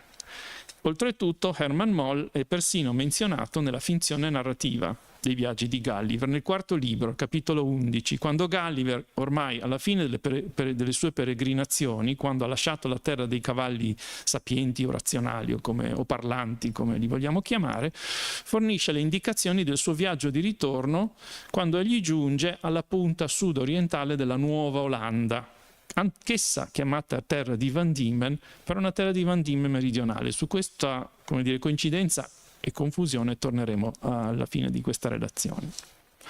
E anche se Swift non avesse letto o visto questa mappa del 19, avrebbe potuto tranquillamente, anzi probabile che l'abbia proprio vista, la mappa composta dallo stesso Moll, un po' meno dettagliata e ampia rispetto all'Atlante, ma certamente già sufficientemente dettagliata di particolari, in apertura dell'edizione del 1711 del nuovo viaggio intorno al mondo, New Voyage Around the World, di William Dampier, che era stato uno dei massimi successi editoriali del tempo.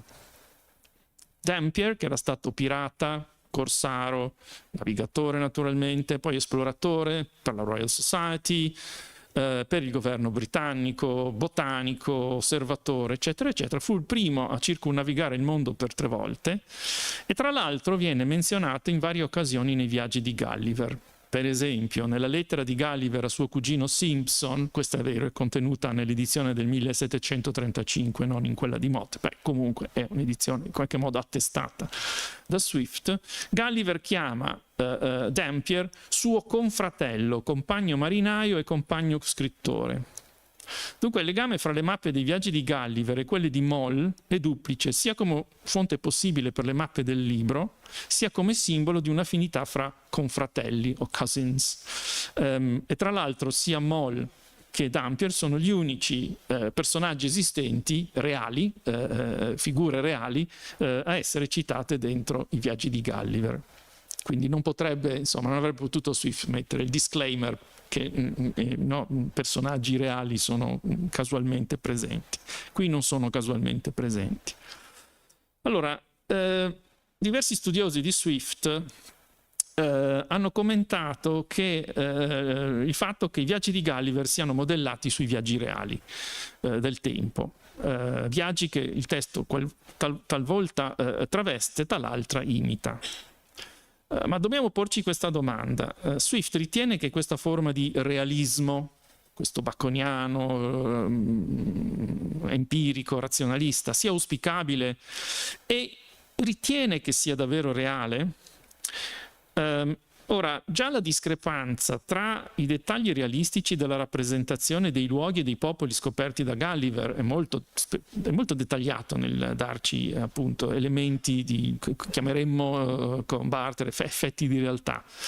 Da un lato, e l'instabile e inafferrabile contenuto cognitivo delle sue descrizioni dall'altro. Insomma, stiamo sempre parlando di vedere dei anerottoli minuscoli oppure dei giganti subito dopo, degli scienziati pazzi, delle isole volanti, dei cavalli parlanti, degli ominidi poco umani e via di seguito. Ecco, questa discrepanza, questo iato fra appunto il dettaglio realistico e l'inafferrabile contenuto cognitivo è forte e trova una sorta di correlativo oggettivo, se mi passate l'espressione, nel gioco tra la plausibilità e l'impossibilità delle mappe contenute nel testo. Quindi il modo quasi iperrealistico, fondato su osservazioni e calcoli, con cui Gulliver descrive i suoi viaggi e fornisce le coordinate delle sue posizioni, che è certamente un tratto caratteristico del suo atteggiamento, come si diceva, empirico e razionalista verso l'esperienza, è contraddetto peraltro dalla stessa rappresentazione sua, dallo stesso iperrealismo che mette in campo. E questo vale per il testo e per le mappe. Ora, io mi limiterò alle mappe, ma chiaramente ci sarà, come dire, una sorta di implicito confronto con il testo. Andiamo al secondo libro. Anche questo secondo libro è preceduto da una mappa, esattamente come il primo. La mappa del luogo scoperto da Gulliver nell'anno 1703. Ora, in questo caso la precisione riguardo il luogo del naufragio, vi ricordate, 30 gradi e 2 secondi a sud, non c'è, ecco, nel secondo libro non c'è. Sappiamo che la nave su cui Gulliver viaggia viene sospinta un po' a est delle isole Molucche, a circa 3 gradi a nord dell'equatore, quindi insomma la compulsione alla precisione c'è sempre. Però dice, questo lo stabilì il nostro capitano con un rilevamento del 2 maggio, e poi però da una tempesta monsonica che diventa sempre più forte in varie direzioni, e qui perdono la bussola, per così dire, con un anacronismo.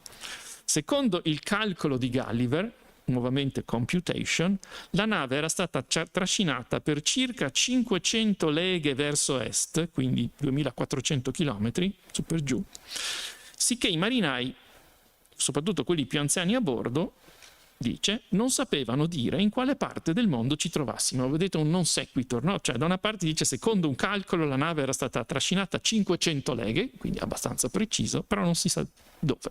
È un non sequitur, di questo lo vedremo, perché in qualche modo fa parte di una figura retorica che evocherò alla fine della relazione.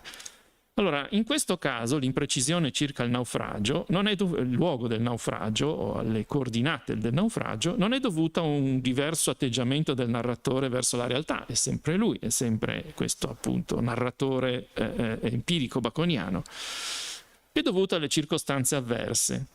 L'equipaggio teme che la nave possa essere trascinata verso la Siberia o la Tartaria, come la chiamavano allora, l'Oceano Artico, il mare ghiacciato, e quindi l'equipaggio cerca di mantenere una rotta verso est-nord-est. A un certo punto la nave si trova di fronte a una terra a nord dell'America. Ecco, qui la vediamo forse un po' meglio. Sulla mappa del secondo libro si osserva appunto un promontorio in generica corrispondenza dell'America settentrionale. Attenzione però che qui lo vediamo, è un promontorio tenuto attaccato al North America da un piccolo stretto istmo. Il testo dice che Gulliver non sa se si tratti di un'isola o di un continente, quindi diciamo chiaramente chi ha fatto la mappa ha dovuto decidere tra isola e continente, forse appunto ha optato per una sorta di compromesso. Allora, abbiamo detto, qui non conosciamo le coordinate dell'arrivo di Gulliver all'isola dei giganti, lo sapremo alla fine dove si troverà, ma quando già avrà lasciato quel paese, sarà raccolto da una nave, sarà portato verso il Giappone e si ritroverà a 143 gradi di longitudine e 44 di latitudine nord, cioè in corrispondenza del Giappone settentrionale, luogo lontano, se poi facciamo una proiezione sulla mappa del mondo, lontano dall'isola di Brobdingnag, l'isola dei giganti. E tra l'altro un luogo che Gulliver rivisiterà nel terzo libro. Allora, questa approssimazione con cui Gulliver riferisce la posizione di Brobdingnag al suo arrivo può essere giustificata, oltre che con la evocata circostanza della tempesta, anche con il fatto che nessuno aveva mai fornito una descrizione di quelle terre a nord della California, al di là di un mitico stretto di Anian. Si vede anche l'indicazione più o meno sulla destra, a metà sulla destra, di Straits of Anian. Come la terra australis dei mari del sud, quindi anche il nord-ovest americano offriva a Swift uno spazio cartografico lacunoso, non del tutto ignoto, ma abbastanza indeterminato da rendere plausibile la sovrapposizione di una geografia un po' favolosa. Il fatto è che Gulliver va oltre ogni congettura plausibile e si permette persino di rampognare i cartografi contemporanei. Dice: i nostri geografi europei commettono un grave errore a pensare che fra il Giappone e la California vi sia solo il mare. È sempre stata mia opinione che deve esserci una terra, concezione tolemaica ma spostata al nord, una terra a equilibrare il grande continente della Tartaria, e dunque essi devono correggere le loro mappe e i loro atlanti. E non è la prima volta che dice, e lo dirà nel quarto libro: cartografi, voi vi sbagliate, anche quelli più bravi, cari confratelli, vi sbagliate, voi dovete correggere i vostri atlanti. In realtà l'errore cartografico è tutto di Gulliver. C'è il mare, lo sappiamo, tra l'America e il Giappone, e tanto. A sua discolpa si può affermare che era stato preceduto in questa congettura dalle congetture di svariati scienziati e studiosi del tempo, incluso quel Sir William Temple, di cui Swift era stato il segretario e in qualche modo l'erede culturale. E gli va anche dato atto che la congettura circa l'esistenza di un'ampia estensione di terra a est della costa settentrionale dell'America anticipava la scoperta dell'Alaska da parte di Vitus Bering, che sarebbe avvenuta nel 1741. Quindi in qualche modo era una buona intuizione, anche se espressa in modo strampalato.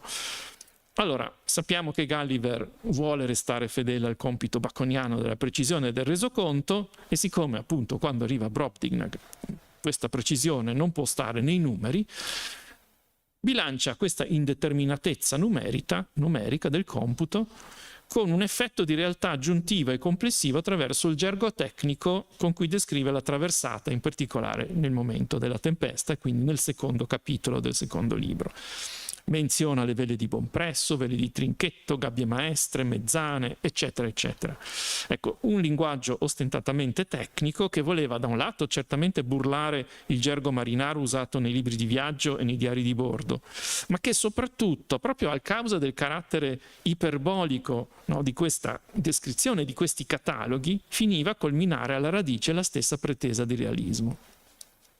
A questo punto, quindi, viene naturale chiederci di nuovo, abbiamo fatto prima, quale funzione, verosimiglianza o satira, abbiano le mappe di Gulliver o dei viaggi di Gulliver in analogia con l'effetto di depauperamento della verosimiglianza prodotto dalle citate descrizioni iperrealistiche. Se ci pensiamo bene, a nessuno verrebbe in mente di esigere che delle mappe di luoghi inesistenti debbano essere realistiche, se non esistono. Tuttavia, considerando proprio l'atteggiamento puntigliosamente descrittivo, baconiano, del narratore Gulliver, ci si aspetterebbe che queste mappe, per quanto immaginarie, siano almeno accurate. Ebbene, non lo sono. Contengono errori di trascrizione dei nomi, errori di posizione relativi di luoghi e città e altre inesattezze. Il primo esempio, tornando indietro a Lilliput, il primo esempio di questa confusione si trova appunto sulla carta di Lilliput, in cui la capitale Mildendo è diventata Mendendo, e non è difficile riconoscere un gioco di parole sulla veracità dei lillipuziani che implicitamente sono equiparati ai famosi cretesi del paradosso di Epimenide. Tornando all'analisi del secondo libro, però, quel che è più sorprendente è come la fedeltà al calcolo conduca Gulliver alla perdita di ogni realismo di referenza. Infatti, le dimensioni di Brobdingnag, accuratamente mantenute in scala da Gulliver, è molto accurato a tenere in scala tutte le dimensioni nella descrizione di tutte le persone, gli oggetti, le cose, gli esseri viventi che incontra, risultano improponibili poi se sono proiettati su un mappamondo.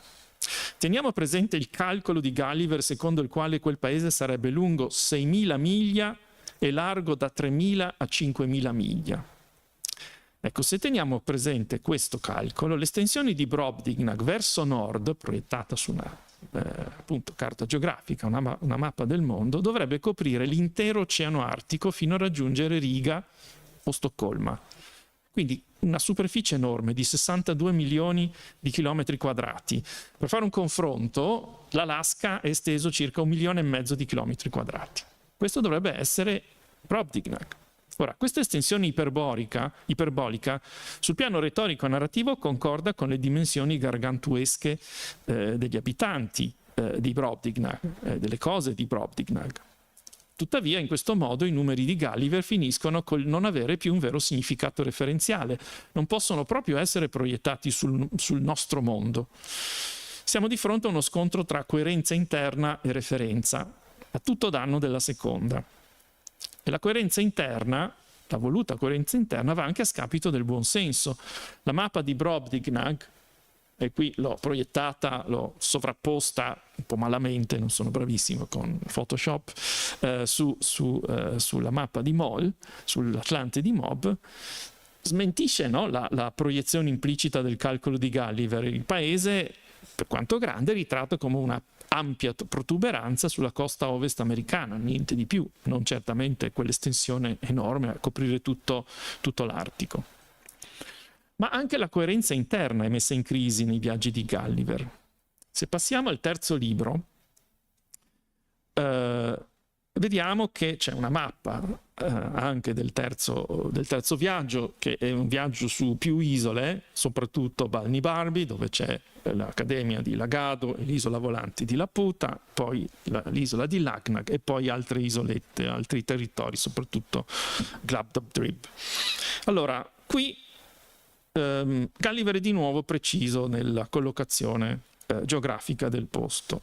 Prima di essere catturato dai pirati e obbligato a remare su una canoa verso Balnibarbi, egli osserva di trovarsi a 46 gradi di latitudine nord e 183 gradi di longitudine. Dunque si trova a est del Giappone e sulla carta vediamo che il Giappone infatti è ritratto a sinistra, appunto ad ovest di queste terre. Balnibarbi è raffigurata come un'isola. Almeno così sembrerebbe, cioè il taglio su questa immagine corrisponde al taglio sul testo, sia sull'edizione Mott che sull'edizione di Faulkner. In realtà il testo dice che probabilmente essa fa parte della terraferma, estendendosi a est verso quella parte sconosciuta dell'America nord-occidentale e a ovest della California, a nord dell'Oceano Pacifico, a non più di 150 miglia di Lagado. Il calcolo è strampalato, però insomma l'indicazione è questa, cioè in qualche modo Balnibarbi farebbe le funzioni che aveva già Brobdingnag prima, cioè una sorta di terreno esteso tra l'America e, diciamo, il Giappone.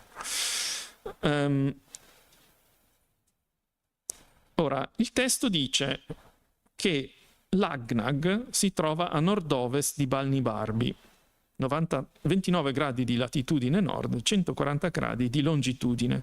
Però se vedete la mappa colloca Lagnac a sud-ovest e non a nord di Balnibarbi. Le due sono giustamente a est del Giappone, però dovrebbero essere in posizione diversa, reciproca diversa rispetto al nord, secondo il testo. Poi c'è un altro errore. Sulla mappa il toponimo di Maldonada, che è il porto di Balnibarbi, quindi sta nell'isola sulla vostra destra. Si ritrova sulla mappa invece in basso sull'isola di Lagnac. Si può ipotizzare che vi siano due Maldonada, possibile. Sulla mappa, appunto, è collocato lì la capitale di Balnibarbi, che dovrebbe stare al centro più o meno, potrebbe coincidere col puntino sotto la L della scritta Balnibarbi, invece è spostata lì dove dovrebbe esserci Maldonado. E quindi c'è un errore, da qualche parte qualcuno ha commesso un errore. Nella seconda mappa contenuta questo è l'unico libro che ha 2 mappe. C'è una mappa più precisa rispetto a Balnibarbi per mostrare il movimento dell'isola volante di Laputa sopra Balnibarbi, e questa mappa. Ecco, in questo caso le 2 città sono riportate al posto corretto. Lagado più o meno al centro, la capitale più o meno al centro dell'isola, il porto di Maldonada lì dove dovrebbe stare, nella parte sud occidentale. Il problema però è che il nome di Maldonada è sbagliato. Qui dice Malonada. Inoltre il testo dice che Gulliver è arrivato, finito la sua avventura presso gli scienziati di Lagado, è partito appunto da Lagado, è arrivato a Maldonada e qui si dovrebbe imbarcare per andare a Lagnag, l'altra isola. Però dovrebbe attendere troppo tempo e quindi gli viene proposto di fare una gita all'isoletta di Glubbdubdrib, circa 5 leghe a sud-ovest. 5 leghe sono un po' meno di 25 km, 24-25 km. Ora se torniamo alla mappa, vedete che Glubbdubdrib, in basso a sinistra, non può trovarsi a solo 5 leghe a sud-ovest di Maldonada a Balnibarbi, però si trova a quella distanza dalla Maldonada di Lagnag. Però noi sappiamo che stava a Balnibarbi e dunque allora, per riassumere una vicenda ancora più complessa di così, la mappa sembrerebbe smentire il testo, però il testo è stato chiaro nel descrivere Maldonada come il porto di Balnibarbi. Quando finisce la gita a Glubbdubdrib, il paese in cui si evocano gli spiriti degli uomini del passato, Gulliver fa ritorno a Maldonada. Quale Maldonada? Beh, se dice che da lì salpa per Lagnag, non può essere che la Maldonada Balnibarbi, altrimenti non dovrebbe nemmeno salpare, si troverebbe già a Lagnag. Allora, la mappa smentisce il testo, smentisce anche la menzione del breve viaggio che sta nel testo. Allora, tutto ciò a me sembra un chiaro indizio che l'errore non possa essere di un ipotetico reale cartografo. Alcuni si sono ingegnati per spiegare che il testo è corretto. Lo stampatore Mott, il primo stampatore, non sapeva che pesci pigliare a proposito di fare le mappe, che avesse affidato queste mappe a 2 cartografi del tempo, incisori del tempo, e che si erano ingegnati a fare queste mappe più o meno bene, anzi male, e questo sarebbe il risultato. Ma in realtà questo è possibile, è concettualmente possibile, ma quello che esce è che la confusione in realtà non stia nel cartografo. Il cartografo forse semmai si può trovare una spiegazione fattuale anziché narrativa. Il cartografo non ha colpa, la colpa è nel narratore. Il narratore è particolarmente confuso e ci sono, e non le menzioni per una questione di tempo, ulteriori imprecisioni riguardo alle posizioni, alle date in cui Gulliver si muove da un posto all'altro e anche ai toponimi. E questo conferma appunto la confusione del viaggiatore e delle sue descrizioni. Quarto viaggio. Scusate la pedanteria di andare viaggio per viaggio, ma col quarto ho finito. I compagni di Gulliver si ammutinano, si liberano di lui mettendolo su una canoa mentre sono diretti verso il Madagascar. Lui è solo e abbandonato sulla sua piccola imbarcazione e non ha più idea di dove si trovi e dove arrivi. Quindi siamo in una situazione analoga a quella del secondo libro. Anche qui non abbiamo le coordinate dell'arrivo. La mappa posta, ci arriviamo subito, al quarto libro, all'inizio del quarto libro, colloca la terra degli Winnims, dei cavalli parlanti, intorno ai 45 gradi di latitudine sud, non lontano dalla Nuova Olanda, cioè quella stessa terra australis incognita di cui abbiamo parlato all'inizio. Nel capitolo 11 del quarto libro, come ho già detto, una volta conclusa l'avventura sull'isola dei cavalli razionali, vengono date delle indicazioni sulla posizione relativa di Gulliver, ma anche queste fanno emergere una nuova discrepanza fra il testo, la mappa e la stessa rotta di Gulliver. Infatti, allontanandosi dall'isola dei cavalli razionali, Gulliver dice di trovarsi a circa 10 gradi a sud del Capo di Buona Speranza, che si trova a 35 gradi sud, e quindi complessivamente intorno ai 45 gradi di latitudine sud.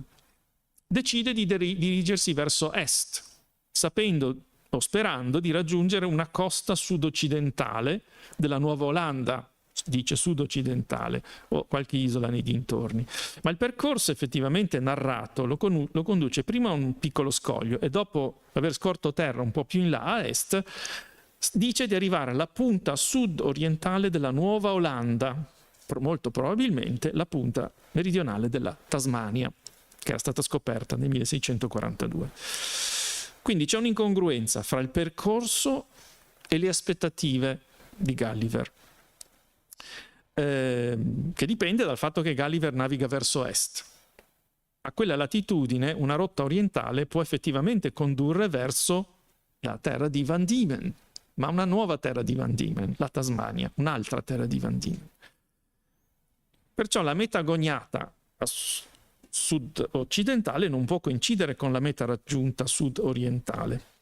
Quindi la geografia di Gulliver, narratore, oscilla tra la congettura iniziale, una rotta possibile ma imprecisa, un arrivo che non conferma né la congettura nemmeno la stessa rotta, e una paradossale richiesta finale di correzione cartografica quando Gulliver sostiene che le carte geografiche del tempo collocano la Nuova Olanda almeno 3 gradi troppo ad est e quindi rimprovera il suo confratello Moll per avere collocato la Nuova Olanda troppo a oriente, così pensa di cavarsela.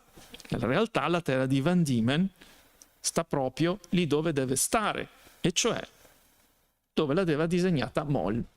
Se vedete, il percorso è quello. Se poi riguardiamo la mappa di Lilliput all'inizio, vediamo che essa tratteggia la terra di Van Diemen in modo errato. Probabilmente, o forse, difficile dirlo, Gulliver, e se non volete Gulliver è il cartografo dei suoi viaggi, comunque sia, confonde Van Diemen's Land settentrionale, scoperta dagli olandesi nel 1636, con la Van Diemen's Land meridionale, l'attuale Tasmania, scoperta, come vi dicevo, nel 1642. Questa confusione si aggiunge alla collocazione topograficamente confusa del primo naufragio di Gulliver, quello di Lilliput. Secondo il computo, se vi ricordate, lui era naufragato alla latitudine di 30 gradi e 2 secondi. Torniamo alla mappa dove ci sono, un po' più indietro, scusatemi, c'è l'indicazione della longitudine e della latitudine, vediamo un po'. Ecco, questa qui. Se voi guardate 30 gradi a sud, se la vogliamo, diciamo, considerare più o meno all'altezza relativa, quindi di longitudine rispetto a sonda, collocherebbe Blefuscu e Lilliput, diciamo, in prossimità di Sharks Bay, quindi della parte quasi meridionale della Nuova Olanda, sul lato occidentale. Se la mettiamo in prossimità di Van Diemen's Land, voi vedete la Van Diemen's Land, purtroppo non ho un puntatore, ma si vede la scritta Van Diemen's Land a metà. Grazie, un po' più su, un po' più su, più su. No, più su. No, vengo lì.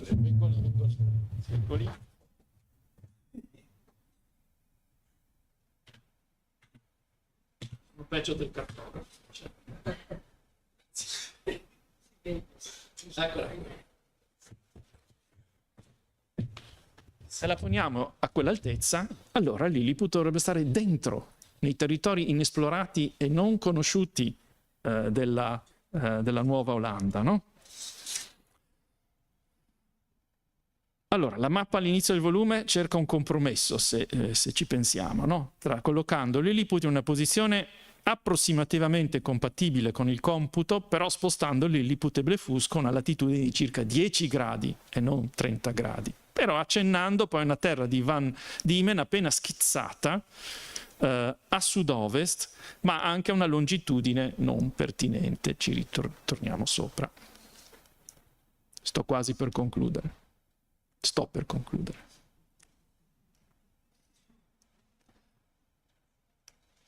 Eccola qui.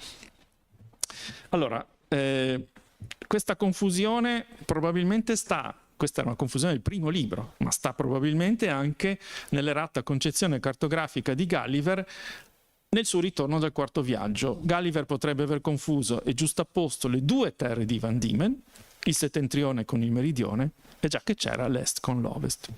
Allora, Swift decise di far viaggiare il suo protagonista in quelle strane e sconosciute regioni del mondo perché sono così remote da non esistere se non come proiezioni di una mente un po' confusa, perché sia confuso l'abbiamo visto. Evocare quei luoghi significava ancora nel 1726, qui vedete più o meno le posizioni relative. Evocare quei luoghi significava ancora parlare degli antipodi, le terre abitate da creature straordinarie, no? Di Hic sunt leones, lì ci sono proprio i leoni, qui è un Atlante del 1500 e non riesco a leggere bene, 83. Al tempo stesso significava, e forse ancor più, rinviare un progetto di egemonia economica, politica, geopolitica e protocoloniale, in cui in quegli anni erano impegnate le superpotenze europee, soprattutto gli inglesi e olandesi, in quei territori o in quei mari, in competizione fra loro per la supremazia. Per esempio, da questa mappa, non vi mostro la mappa, è solo un dettaglio di una mappa leggermente più tarda, ma sufficientemente come dire, contemporanea di Gulliver's Travels da questo punto di vista, una mappa di Bowen costruita a partire dai viaggi di Tasman, e quindi tutti i viaggi che hanno in qualche modo permesso prima delle scoperte di Cook di disegnare quasi tutta la costa nord occidentale e meridionale della Terra Australis incognita. Troviamo appunto scritto che pertanto, questo è un piccolo cartouche all'interno della mappa, pertanto chiunque scopra dovutamente questo territorio e vi si stabilisca diventerà infallibilmente possessore, proprietario di territori ricchi, fertili e capaci di sviluppo quanto qualsiasi altro finora scoperto, sia nelle Indie orientali sia in quelle occidentali. Questo per in qualche modo appunto richiamare il progetto di egemonia che tutti questi viaggi, compresi quelli di Gulliver, mostravano. Ma le mappe dei viaggi di Gulliver rivelano, per così dire, una sorta di traiettoria, quella della perdita della realtà. La propensione di Gulliver a proiettare le coordinate dei suoi desideri, confondere la ragione con il calcolo, come gli diceva re di Brobdingnag con sarcasmo, la tua è un odd kind of arithmetic, uno strano modo di far calcoli, lo conduce dalla curiosità iniziale alla fascinazione e infine allo squilibrio e al definitivo innamoramento per una razionalità irraggiungibile e disumana. Ma Gulliver non è soltanto un uomo che perde la ragione dopo un decennio di viaggi in terre incredibili e fantastiche. Egli, come vi anticipavo, è anche una figura retorica che Swift aveva già impiegato in opere precedenti, la posiopesi o sospensione reticente, lo spazio bianco se volete, no?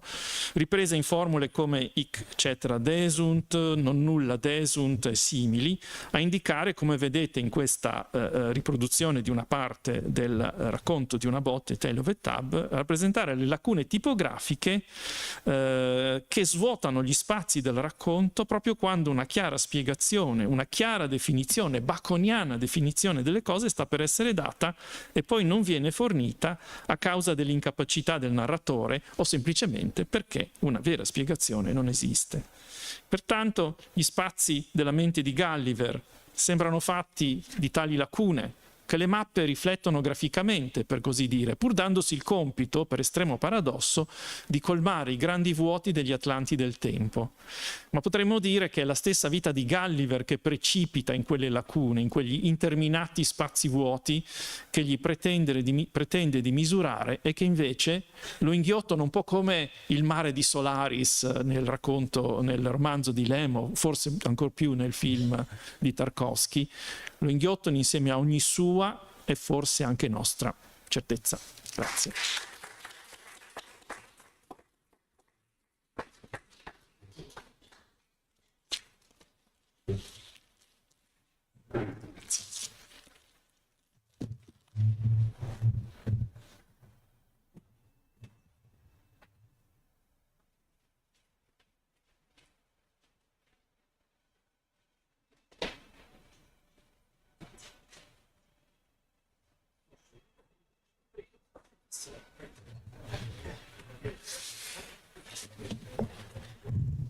Bene. Come avrete capito, quando presento i relatori sono davvero succinta nel riferire alcune delle loro attività scientifiche ed editoriali, e sarò così anche col professor Sertoli. È gravissimo. Bene, mentre il professor Sertoli cerca gli occhiali, vi dirò che il professor Sertoli è accademico,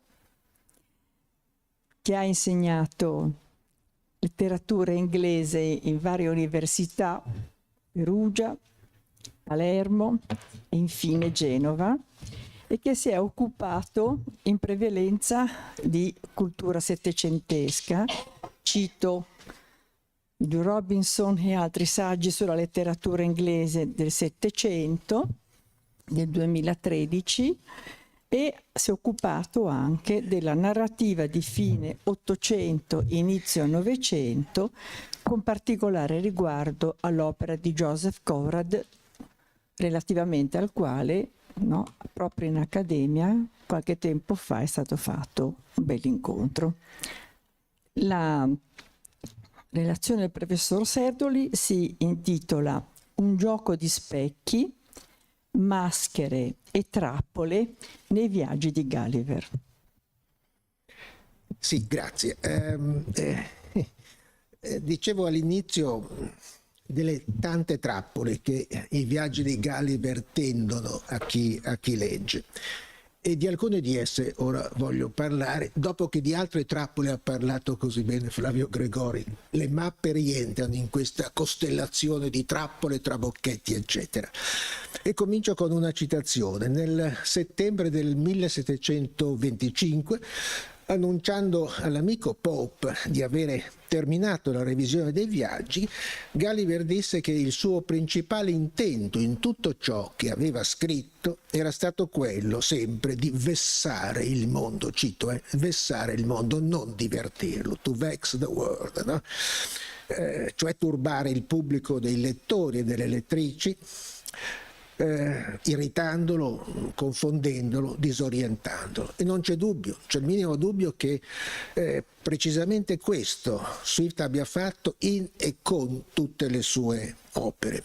E le reazioni che nel corso di ormai 3 secoli quelle opere hanno suscitato, ammirazione ma anche sconcerto, fastidio e addirittura, specie in epoca vittoriana, condanna e addirittura rigetto, almeno di alcune parti dei viaggi, stanno lì a dimostrarlo. Ma ecco, però vessare il mondo può anche essere divertente, se non per chi è vessato, per chi vessa.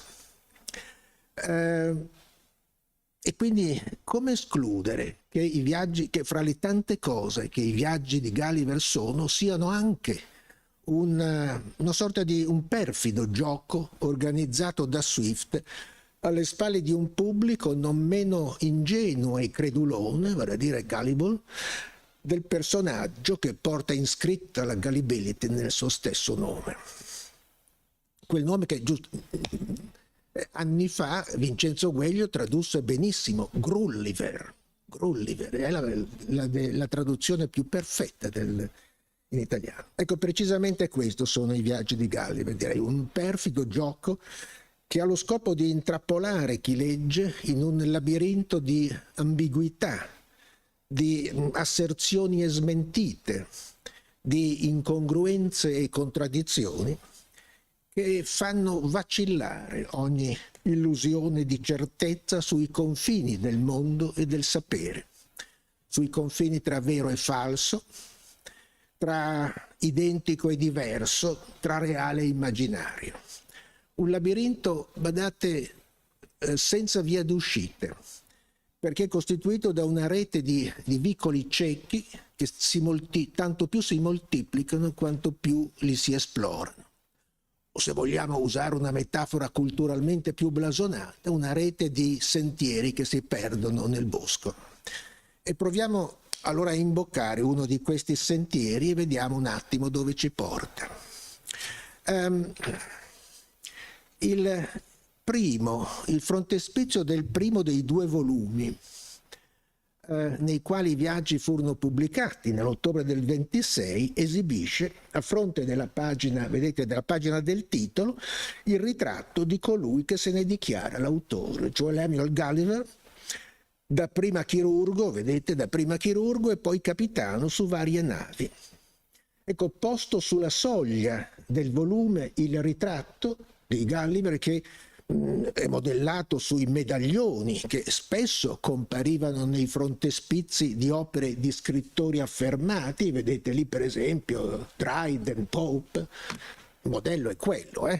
Ha naturalmente la funzione di sancire l'autorevolezza e quindi il credito dell'autore del testo che segue, assicurando preventivamente chi legge sull'autenticità dei viaggi compiuti dal capitano Gulliver, del quale si precisano addirittura, quasi si trattasse di una scheda anagrafica, di un documento anagrafico, il luogo di residenza, e addirittura l'età, vedete, 58 anni. Nonché appunto assicurare sulla veridicità del racconto che il capitano Gulliver propone di quei viaggi. Come diremmo oggi, l'autore Gulliver appunto ci ha messo la faccia, in questo caso alla lettera, e quindi dobbiamo fidarci di lui.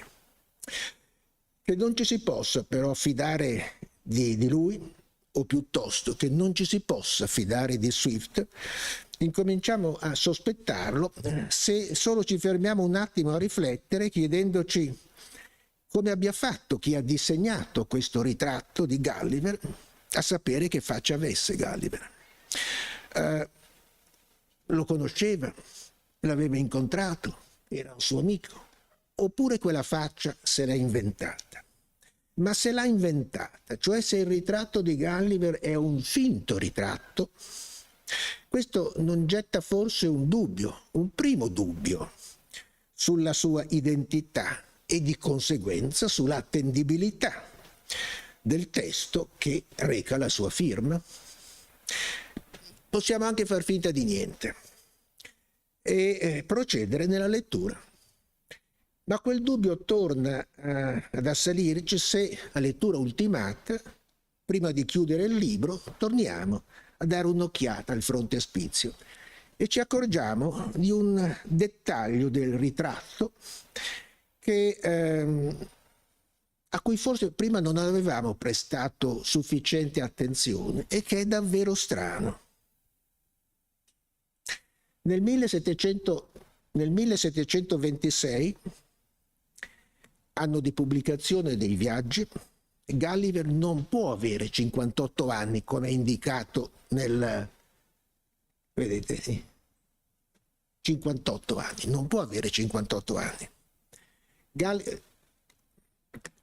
Imbarcatosi per il primo viaggio, vedete, 4 maggio 1699, all'età di 38 anni, sbarcato dal quarto e ultimo viaggio, lo vedete, 5 dicembre 1715, all'età di 54 anni. Il testo, badate, è molto preciso su questi dati, puntiglioso nell'elencarli. Nel 1726 Gulliver di anni ne ha 65, non ne ha 58. Chi ne ha 58 nel 26 è invece Swift.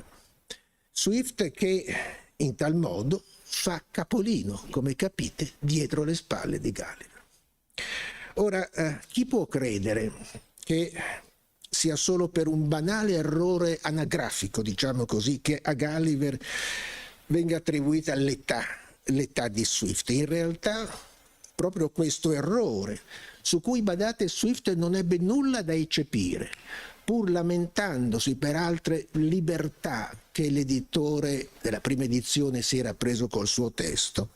Proprio questo errore avverte chi legge, o piuttosto chi rilegge i viaggi, che tra Gulliver e Swift, tra il finto e il vero autore dei viaggi, c'è uno strano traffico che rimescola le carte generando confusione e disorientamento.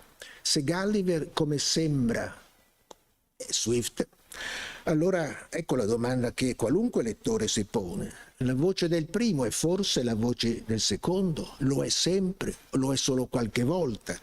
È una voce genuina o un falsetto? È una voce sincera o una voce menzognera? Insomma, come dobbiamo leggere o rileggere i viaggi? Come possiamo interpretarli? Ecco, si apre qui un territorio, direi, immenso e accidentato, pieno di trabocchetti e di false piste, che nel corso di ormai 3 secoli è stato attraversato da innumerevoli spedizioni critiche, chiamiamole così, variamente equipaggiate come metodo, eccetera, e diversamente orientate. Nella Babele, il termine non è probabilmente eccessivo, nella Babele di proposte, ipotesi, congetture, interpretazioni che sono state avanzate, un punto fermo, forse l'unico, banale ma l'unico su cui tutti concordano, è il seguente: Gulliver non è un personaggio, e conviene tenerlo presente leggendo i viaggi. Gulliver non è un personaggio come quelli a cui ci ha abituato la storia del romanzo moderno, perlomeno del mainstream di questa storia, no? Cioè non è, diciamo, mainstream da Defoe in poi, fino al Novecento e oltre. Gulliver non è un individuo dotato di una sua precisa identità, il che vuole dire carattere, psicologia, eventuale sviluppo della psicologia, eccetera. Gulliver è un semplice strumento nelle mani di Swift, un device dai molti usi di cui Swift si serve maneggiandolo e manipolandolo in funzione del progetto narrativo che sta portando avanti. Detto altrimenti, Gulliver è una persona nel senso latino del termine, cioè una maschera che Swift si mette e si toglie a seconda delle circostanze e delle necessità, senza esimersi, d'altra parte, di farne oggetto di derisione, se anche questo rientra nei suoi piani. Gulliver può essere, a volte, il portavoce di Swift, il suo alter ego satirico, ma può anche essere, altre volte, il suo opposto, cioè l'oggetto della sua satira. È questa doppia, ambivalente e contraddittoria funzione a cui il personaggio di Gulliver viene adibito, che ne spiega l'instabilità e l'incoerenza. Una instabilità e incoerenza tali da far dire a qualche critico che Swift a un certo punto avrebbe addirittura perso il controllo del suo testo. Niente di meno vero. In realtà Swift sta solo utilizzando una tecnica che si rifà, che discende da quella che aveva impiegato 20 anni prima nel racconto, in Tale of a Tub, il racconto favola della botte, la sua opera giovanile che non pochi oggi ritengono, e mi associo a questo giudizio, la più geniale di tutte le sue opere. Un'opera nella quale Swift aveva messo in scena la figura di un finto autore, di un mock author, che fungeva al tempo stesso da arma satirica e da bersaglio di satira. Lo stesso avviene in maniera più semplice, apparentemente badate più semplice, in realtà più ambigua ed equivoca nei viaggi di Gulliver, dove ci sono pagine nelle quali Gulliver è palesemente un bersaglio satirico, cioè oggetto di ironia e di sarcasmo da parte di Swift, mentre ce ne sono altre nelle quali egli è altrettanto palesemente il portavoce di Swift, il che significa che in pagine come queste ultime la maschera indossata da Swift si assottiglia fino al punto da lasciar trasparire sotto il suo volto. Chi legge i viaggi ha perciò la netta sensazione di assistere, come dire, al movimento di una spoletta, no? Che nel suo continuo andirivieni fra personaggio e autore tesse una trama sempre più fitta, ma anche sempre più intricata, nella quale alla fine è davvero difficile raccapezzarsi. La riprova è fornita dal quarto viaggio, che è una vera e propria croce per chiunque si sia cimentato con esso. E non solo per una questione davvero amletica, se il paese dei cavalli razionali e virtuosi sia anche per Swift, oltre che per Gulliver, una autentica utopia, o non piuttosto invece una distopia. Una questione che nel Novecento ha addirittura prodotto due scuole critiche che con alterne vicende non hanno mai smesso di confrontarsi, di fronteggiarsi, anche di combattere, insomma. Ma soprattutto è importante il capitolo finale, l'ultimo del quarto viaggio dell'intero libro, che presenta al lettore, e adesso ci veniamo e voglio commentarlo un po', un autentico rompicapo, o meglio che gli tende, direi, la più sottile e micidiale delle trappole che Swift ha montato per il lettore. Il capitolo si apre con Gulliver che, rivolgendosi al lettore, vast gentle reader, così, lo rassicura sull'assoluta veridicità del proprio resoconto. A differenza di tanti viaggiatori, vedete, che hanno ingannato il loro pubblico con strani e improbabili racconti, no? Strange improbable tales di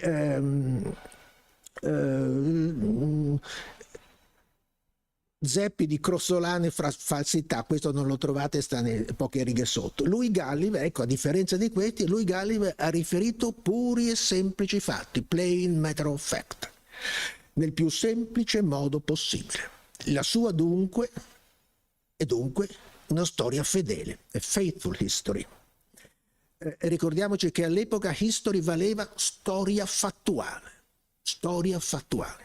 e lo è fedele perché in tutto ciò che ha scritto lui, Gulliver, non gli altri viaggiatori, ha perseguito, come dice, un unico obiettivo: informare chi legge sui fatti, dare ai lettori la verità fattuale di ciò che gli è, dell'esperienza che ha vissuto. Quella verità alla quale, aggiunge, nemmeno volendo avrebbe potuto venir meno, perché nei quasi 4 anni trascorsi nel paese dei cavalli, saggi e virtuosi, i quali non sanno nemmeno cosa sia la vergogna, la menzogna, tant'è vero che nel loro dizionario, nel loro vocabolario non compare il termine menzogna, non compare il verbo mentire, lui ha disimparato a mentire. E a convalida di ciò, cosa fa Gulliver? A convalida di ciò cita i 2 versi latini che vedete sullo schermo. Ora, sono 2 versi che qualunque lettore scolarizzato del tempo li cita senza dire chi è l'autore, quei versi. Qualunque lettore scolarizzato del tempo li avrebbe immediatamente riconosciuti, oggi non succederebbe. Ma 2 versi che lo avrebbero anche il lettore di allora lasciato a dir poco interdetto. Perché? Perché sono le parole di un mentitore. Di un mentitore Sinone, ce lo ricordiamo tutti, che fingendosi sincero in realtà mirava solo a ingannare i suoi ascoltatori, i troiani, per esortarli a trascinare dentro le mura di Troia il grande cavallo di legno costruito dagli Achei, con le conseguenze che tutti sappiamo. Quindi al fine di avvalorare la propria veridicità, Gulliver non trova niente di meglio che citare le parole di un bugiardo. Ma è precisamente qui che qui è il punto più dolente, però. È precisamente qui che noi che andiamo a sbattere, noi lettori, contro una domanda tanto semplice, banale, quanto problematica. La domanda è questa: citando quelle parole, quei 2 versi, no? Se la fortuna ha fatto Sinone infelice, però non lo farà falso e bugiardo. Citando quei 2 versi, Gulliver si era forse dimenticato che Sinone è un bugiardo, oppure se ne ricordava, e proprio perché se ne ricordava li aveva citati? Pensateci un momentino, no? È chiaro che a seconda della risposta che noi diamo a questa domanda cambia radicalmente il rapporto fra Gulliver e Swift e di conseguenza la prospettiva da cui il leggere i viaggi. Infatti, se Gulliver si era dimenticato che quelle sono parole di un bugiardo, allora la citazione di quei versi è la suprema scoronazione che Swift fa subire al suo personaggio, il quale, da quel gonzo smemorato che è, ricorre senza saperlo, senza ricordare, alle parole di un bugiardo per avvalorare la propria pretesa veridicità.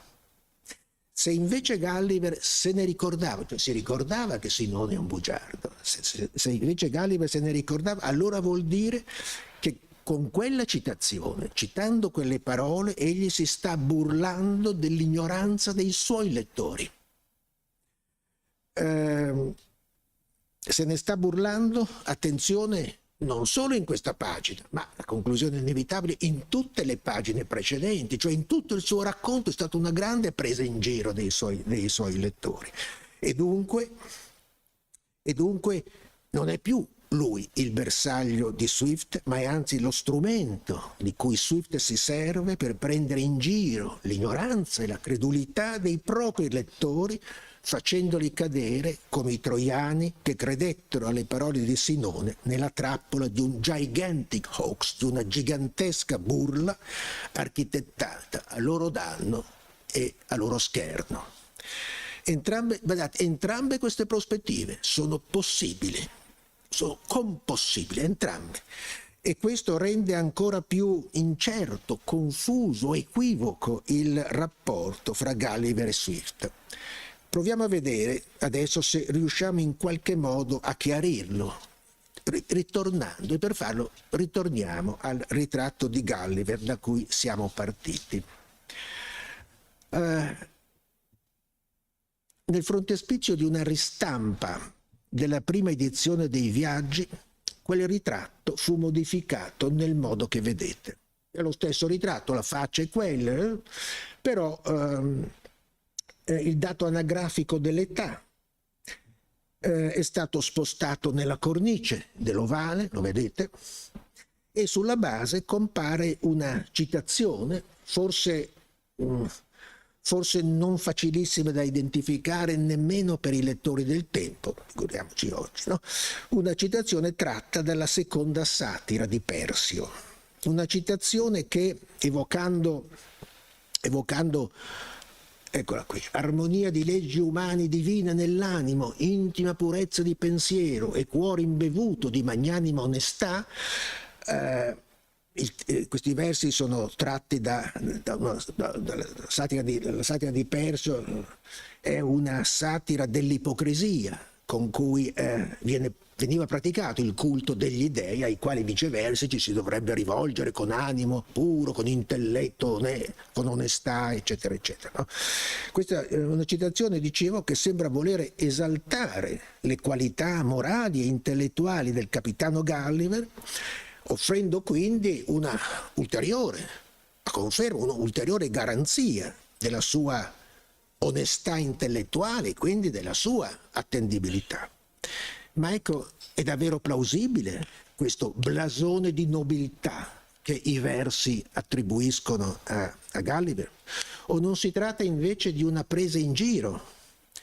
Di una presa in giro dell'orgoglio di Gulliver, della sua vanagloria di auctor, lui che figurava il suo medaglione al frontespizio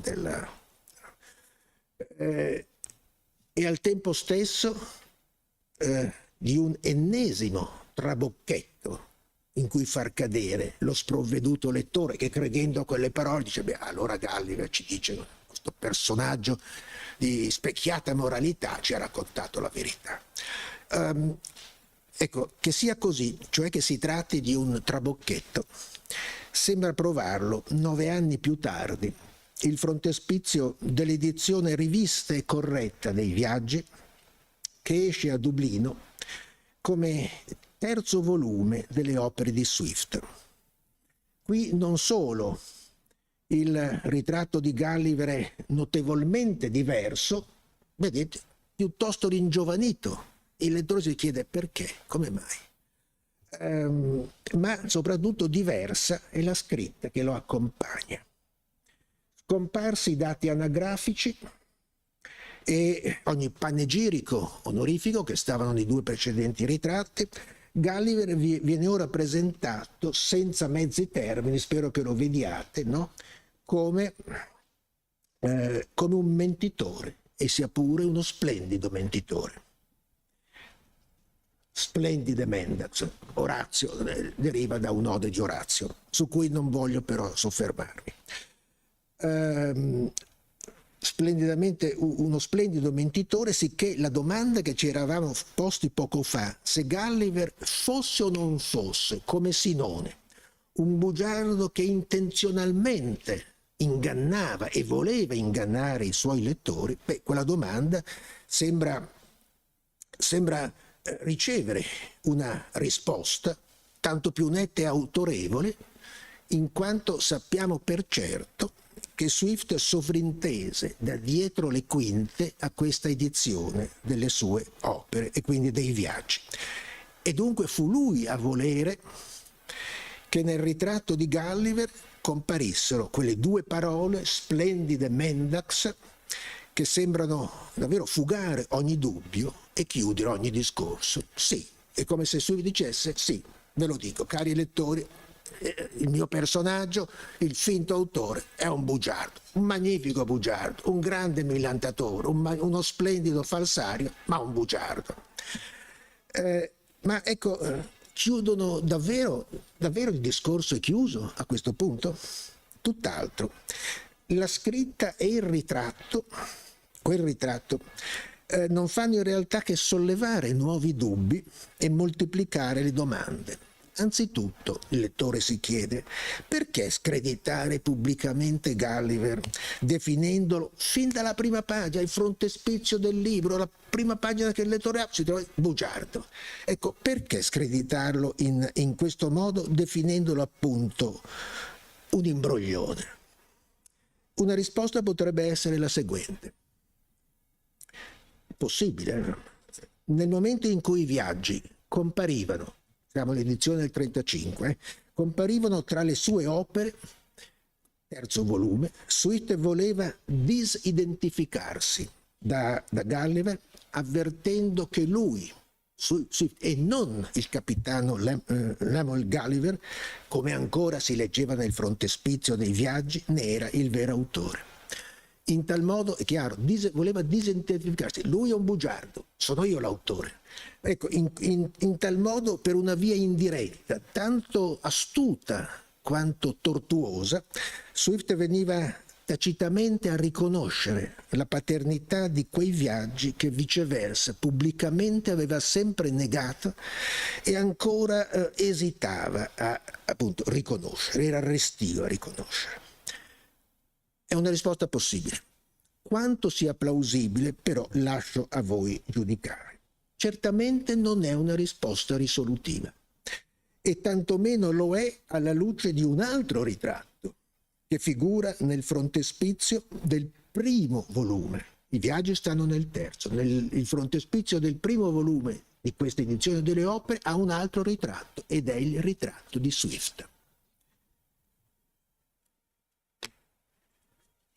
Vedete, dicevo, Jonathan Swift voleva riconoscere, arrestio a riconoscere le proprie opere. E allora Jonathan Swift, Doctor of Divinity, dottore in teologia, decano della cattedrale di San Patrizio a Dublino. Le sigle significano quello. Ma sorvoliamo sulle sigle, eccetera. Ora, è stato notato più volte, e in effetti è impossibile non notarlo, che fra i due ritratti, quello di Swift, questo di Swift e quello di Gulliver, c'è una singolare somiglianza, no? Stessa postura, stessi tratti del volto, fate caso al naso, sembra lo stesso. Stesso improbabile aspetto giovanile. Chi può credere che ciò sia casuale? O tantomeno irrilevante. Se il ringiovanimento di Swift si può spiegare col fatto che il suo ritratto riproduce, con la semplice torsione del busto da destra a sinistra e con un taglio ridotto della figura, riproduce il ritratto che gli era stato fatto una ventina d'anni prima, da Charles Jervas, quando Swift di anni ne aveva 50, non i quasi 70 del del 35. Resta però la domanda: perché mai si sia preso questo ritratto di Swift, per ricalcare su di esso, per modellare su di esso il ritratto di Gulliver, di un Gulliver a sua volta ringiovanito. Difficile pensare che ciò sia avvenuto senza quantomeno l'assenso di Swift, se non addirittura sotto la sua regia. Ma quando anche non si voglia arrivare a sostenere questo, perché non abbiamo documenti, però indiscutibile è l'effetto testuale che i due ritratti producono, ognuno dei quali si riflette nell'altro, no? Ognuno dei quali si riflette nell'altro, creando un disturbante gioco di specchi che ci fa vedere Swift nel volto di Gulliver e Gulliver nel volto di Swift, cioè che ci induce a identificare Gulliver con Swift, non a disidentificarli, a identificarli. Identificazione che diventa, come capite, ancora più inquietante se la si collega alla scritta Splendide Mendax che sta sotto il ritratto di Gulliver, perché infatti è inevitabile che queste parole, Splendide Mendax, si riverberino, stante la somiglianza dei due ritratti, si riverberino da Gulliver su Swift, con il risultato che il lettore non capisce più a quale dei due, Gulliver o Swift, spetti la qualifica di mentitore, ma forse a tutti e due. Ecco, una qualifica per giunta, e mi avvio a concludere, vi tedio oltre, una qualifica per giunta, se ci pensiamo un attimo, a sua volta ambigua, perché non è chiaro a cosa esattamente quella scritta che sta posta sulla base del ritratto di Gulliver, non è chiaro a cosa esattamente essa si riferisca, se alla figura ritratta, cioè a Gulliver, oppure al ritratto in quanto ritratto. Se si riferisce al ritratto, la scritta avverte che lo specchio inganna, lo specchio della somiglianza, lo specchio inganna e che mendace è la somiglianza fra Gulliver e Swift. Di conseguenza, se bugiardo è Gulliver, non lo sarà Swift. Se invece la qualifica si riferisce non al ritratto in quanto ritratto, cioè non ci sta dicendo guarda è un falso, la somiglianza è falsa, no. Se la qualifica si riferisce alla figura di Gulliver, allora lo specchio è veritiero e, stante la somiglianza dei due ritratti, bugiardo non è solo Gulliver, ma lo è anche Swift. Ora, quale di queste due opzioni, quali di queste due possibilità, di queste due alternative sia quella valida, a me sembra impossibile, credo sia impossibile dirlo. Cioè il testo le consente entrambe e chi legge si trova davanti a un indecidibile che è l'ennesima trappola escogitata dalla mente tanto geniale quanto diabolica di Swift per, appunto, come aveva detto, vessare il mondo. Cioè farsi beffe non soltanto degli ingenui lettori dei suoi viaggi, ma di tutti i grulli, passati, presenti e futuri, che si illudono di sapere, meglio, di poter sempre distinguere ciò che è vero da ciò che è finto o falso, ciò che è solo apparente da ciò che è reale. Grulli che poi, e qui concludo, grulli che poi siamo tutti noi, con la nostra mal riposta fiducia che le parole e le immagini che ci giungono dai libri ci consegnino qualcosa di più e di diverso da trucchi e finzioni, da inganni e falsità, da menzogne o, come oggi diremmo, fake news. E naturalmente non solo le parole e le immagini che ci giungono dai libri, da un libro come questo, ma tutte le parole e le immagini che quotidianamente ci entrano negli occhi, nelle orecchie, nella testa, confondendoci le idee e mandandoci fuori di senno, così come fuori di senno è Gulliver alla fine dei suoi viaggi, per avere anche lui, come noi, creduto alle parole che udiva e alle cose che vedeva o che credeva di vedere. Questa, se proprio vogliamo trarre una morale della storia, ma potremmo anche lasciarla implicita, questa è la lezione, direi profetica se mai ce ne fu una, che Swift ci impartisce con quel gioco di specchi, di maschere e trappole che sono i viaggi di Gulliver. E grazie per l'attenzione.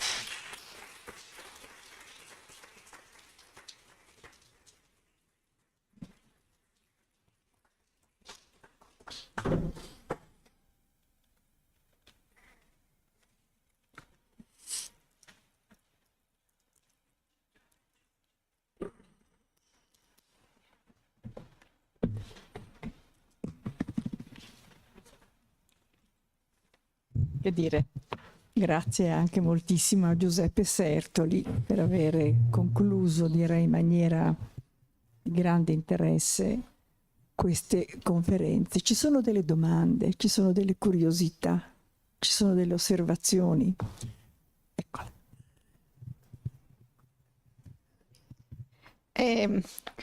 Ho tre domande, insomma, che possono essere per più di uno dei relatori di oggi, perché venite anche, vi potreste mettere anche voi lì, perché Sì, è pieno. ci vuole ancora una sedia, ma No, vabbè, sono stato seduto fino adesso, posso stare. sì. Vieni anche tu. Anche.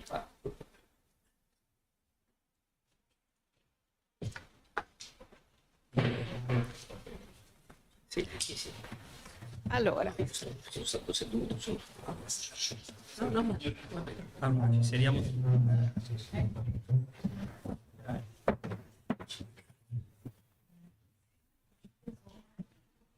Stai? allora intanto una domanda che riguarda la letteratura per bambini. Sappiamo niente della fortuna tra i bambini inglesi di questa storia, che naturalmente non devono saranno passati attraverso una semplificazione dei testi, ma non una traduzione, diciamo così. Ecco, quindi la prima cosa è questa, mi domando se abbiamo qualche informazione su quello che è invece il percorso inglese. Poi, seconda, anche questa, naturalmente questa può essere anche più ampia, cioè possono avere da rispondere anche altri. Versioni televisive e film, che io sono sicura di non aver letto da bambina, ecco, io ero salgariana e non mi schiodavo di lì. Però nella mente ho la visione, che non penso non sia un'allucinazione, di un Gulliver in bianco e nero alla televisione. Ne sappiamo niente. Era italiano? Era inglese? Cosa? Con Carlo Cortuccia Rai. Ecco, appunto questo. Ecco, perché appunto non ne abbiamo parlato, ma sicuramente è stato un mezzo attraverso il quale molti bambini, qualche bambino è entrato in contatto col Gulliver. Terza domanda, più sul testo e quindi più per Giuseppe e Flavio. Ma chi è, cioè qual è il pubblico di Gulliver? Per chi scrive, per quale tipo di lettore scrive Swift? Cioè ha in mente un lettore, cioè chi leggeva all'epoca, no? Nel senso, questa è la cosa che mi interessa.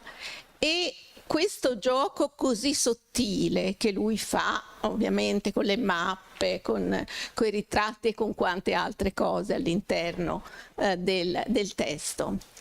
Era un gioco a sua fruizione, nel senso che gli permetteva di sentirsi superiore rispetto a tutti gli altri lettori, o c'era almeno una cerchia di lettori che lui sapeva sarebbe stata in grado, come dire, di divertirsi leggendo questo libro, precisamente perché capiva il tipo di gioco che lui stava facendo. Perché io non... Diciamo questo periodo non lo conosco per niente, la satira l'ho un po' studiata ma all'altezza del romanticismo, quindi è un altro periodo. Però per esempio il padre di Disraeli scrive un'opera satirica per la quale viene fortemente criticato, e lui si stupisce perché in un certo senso sembra avere scritto questo testo per gli amici, e invece poi scopre che a leggerlo sono anche degli altri, ai quali naturalmente mancano tutta una serie di riferimenti anche biografici rispetto all'autore, e che quindi necessariamente fraintendono quello che lui ha scritto. Ecco, quindi mi domando chi erano i lettori e come si posizionava rispetto a questo pubblico. Era un pubblico omogeneo e un pubblico eterogeneo? Ecco, non lo so, perché il periodo non lo studio. Subito su. Guarda, dati inglesi non ne ho francamente, ho qualche dato francese e l'impressione è che in Francia sia sostanzialmente la stessa cosa. L'edizione, quella che vi ho fatto vedere di EL, addirittura è molto scolastica, quindi sono andati in quella direzione, credo. Quelli inglesi, una parte di testi, 4 o 5 inglesi contemporanei, sono alla Biblioteca di Amicis, ho dato appena un'occhiata, mi pare che siano sulla linea riduzioni, tagli, una lettura sommaria, no? Però non ho approfondito. Io ho l'impressione che comunque a livello europeo la fruizione da parte dei bambini di ieri e di oggi sia quella che dicevamo, non sia stata mai una fruizione approfondita, men che meno degli altri due libri che non hanno visto, ma anche dei primi il gioco era quello appunto che dicevo, il tema del viaggio, dell'avventura e poi questo gioco grandi e piccoli, non andando oltre, quindi quelli sono i risultati, altro non saprei dire. Posso aggiungere una cosa velocissima su questo, naturalmente anch'io posso dire più del collega. Volevo ricordare solo due cose indirette verso la metà dell'Ottocento. Da una parte un autore autorevolissimo come Thackeray lancia una specie di anatema contro Swift, no? Dice che Swift appunto è diabolico, è distruttivo, no? C'è questa visione che poi riverbera anche nella storia della letteratura italiana dei viaggi di Gulliver come una divina commedia alla rovescia. Questo certo immagino che nell'Inghilterra vittoriana non fosse, come dire, un buon viatico riguardanti i viaggi di Gulliver. Dall'altra parte è chiaro che più o meno allo stesso periodo una dimensione galliveriana, se vogliamo, la troviamo in Alice nel Paese delle Meraviglie. Non c'è dubbio che il gioco del piccolo e del grande e altre cose di Lewis Carroll abbiano alle spalle anche i viaggi di Gulliver. Di più non possono sapere forse. Anche più felici, forse, per i bambini. Giusto. Sì.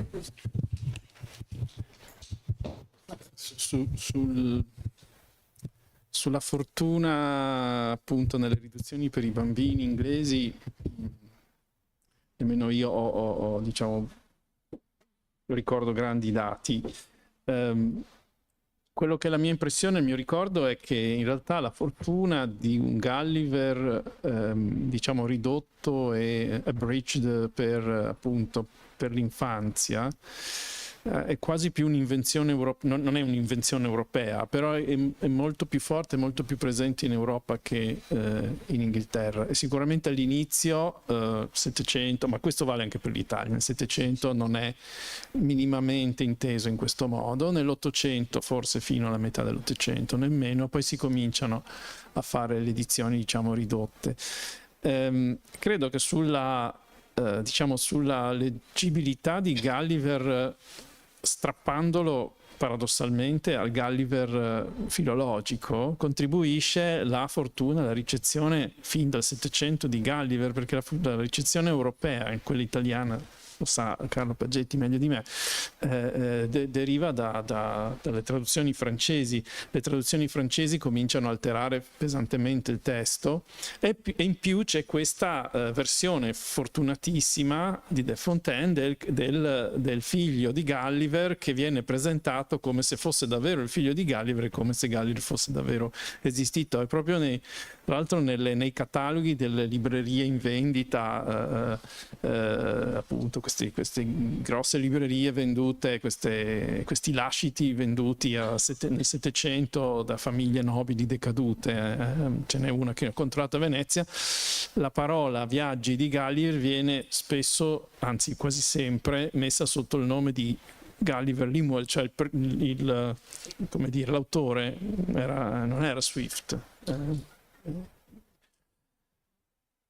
Per quel che riguarda invece la domanda su chi avesse in mente Swift quale fosse, diciamo, il suo lettore ideale e quali fossero i suoi lettori reali, in parte coincidono, nel senso che Swift scriveva per questa sua cerchia di amici, conoscenti, di cui c'è testimonianza nella fitta corrispondenza tra di loro. Io ho citato Arbuthnot, ma come ha citato Giuseppe, c'è Pope, c'è Charles Ford, cioè c'è un numero non larghissimo. Non siamo in tempi di email, no? Siamo in tempi di lettere, tra l'altro tutte intercettate dal governo e lette e poi recapitate, qualche volta forse censurate, chissà quante poi non disponibili a noi. Quindi la sua cerchia c'era, ed è una cerchia che corrisponde, forse qui Giuseppe può rispondere meglio di me, a quel gruppo scribleriano, no? A quello Scriblerus Club, che è questo club che si è formato molto velocemente ed è sparito molto velocemente dal 1713 al 14, che doveva essere un gruppo culturale di pressione politica, diciamo di opposizione al governo Whig, anche se al tempo il governo Whig non c'era ancora, insomma era ancora Tory, alla imperante, crescente mentalità Whig, chiamiamola liberale, con un termine molto vago e anche impreciso se vuoi, fondata appunto sulla dimensione economica dell'uomo, sulla calcolabilità delle cose, insomma sullo sfruttamento, la ragione calcolatrice, tutte queste cose che al filo antico Swift non andavano troppo bene. Quindi molti dei giochi che sono stati evidenziati da Giuseppe, alcuni dei quali si ritrovano anche nella questione delle mappe, stanno dentro questa circolazione, diciamo, di sottintesi che tra di loro potevano essere come dire, compresi forse meglio che da altri, ma loro stessi poi trovavano faticoso seguire Swift.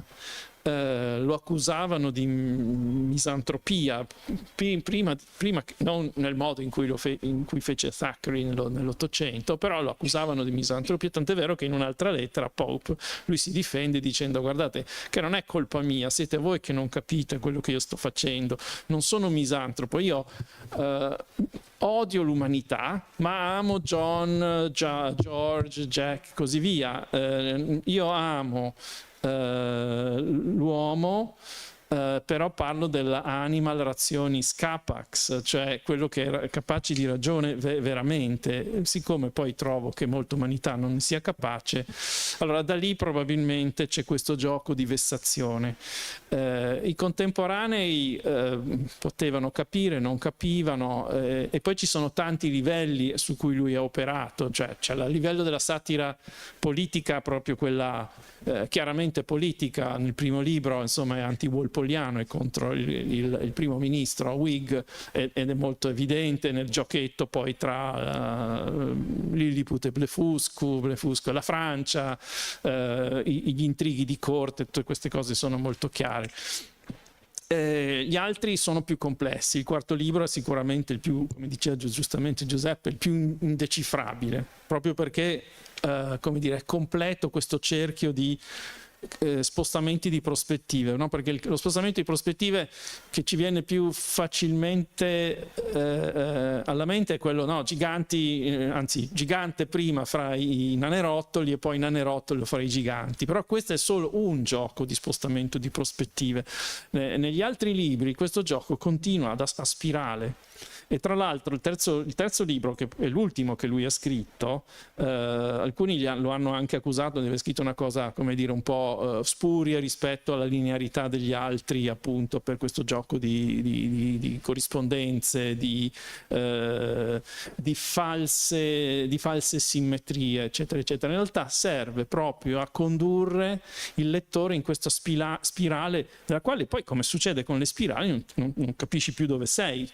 Sei di fronte al tuo alter, ma quello sei tu. E questo è il gioco che fa, che appunto è il gioco dei ritratti. Flavio ha detto tutto quello che c'era da dire. È davvero un paradosso, è stato notato tante volte, insomma, che i viaggi di Gulliver siano diventati un libro per bambini, lui che non amava i bambini, proprio non li amava.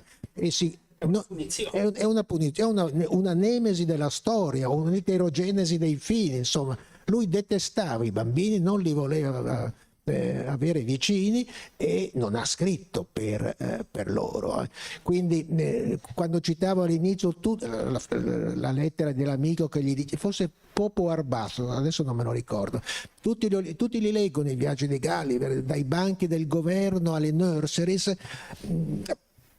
Probabilmente erano le governanti che leggevano i viaggi di Gulliver più che i bambini, perché adesso non mi ricordo, ma credo che la prima riduzione, come dire, praticabile per i bambini in Inghilterra sia stata nella seconda metà del Settecento, se non addirittura dopo, però su questo non me lo ricordo esattamente.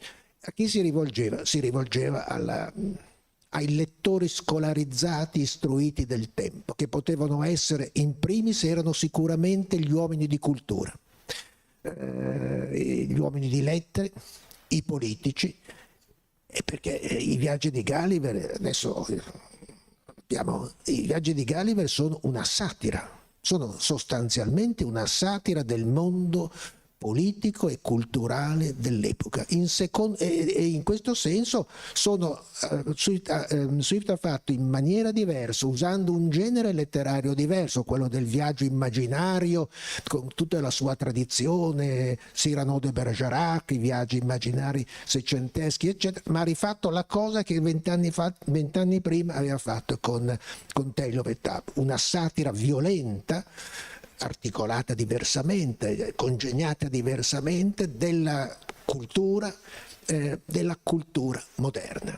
Il terzo viaggio è tutta una colossale presa in giro di quello che era il modern learning, e cioè la cultura moderna sotto specie scientifica. Nelle due grandi correnti, il matematismo cartesiano da un lato, l'isola di Laputa popolata da questi scienziati matti che un occhio rivolto alle stelle, il loro sapere è matematica, astronomia e musica, la musica interpretata come un'arte matematica. Dall'altra parte l'Accademia di Lagado, la scienza baconiana. Questo è il modern learning che lui prende in giro. Il primo viaggio è di marca sostanzialmente politica, il primo e il secondo, ma ancora più il primo, in cui Swift rievoca i suoi anni, gli anni 10-14, in cui era stato un esponente di spicco del partito Tory, allora al governo, e mette in scena il mondo della corte, il mondo della politica. Ecco, politici, uomini di cultura, anche uomini religiosi, ma rispetto alla favola della botte in secondo piano, sullo sfondo.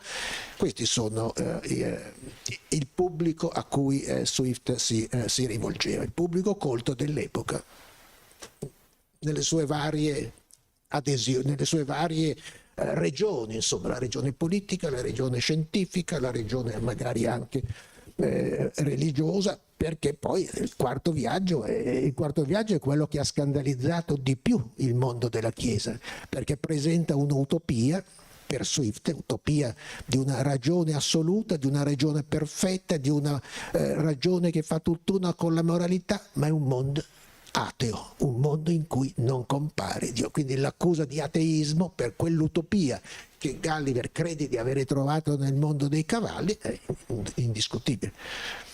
Non ho altro da dire su questo.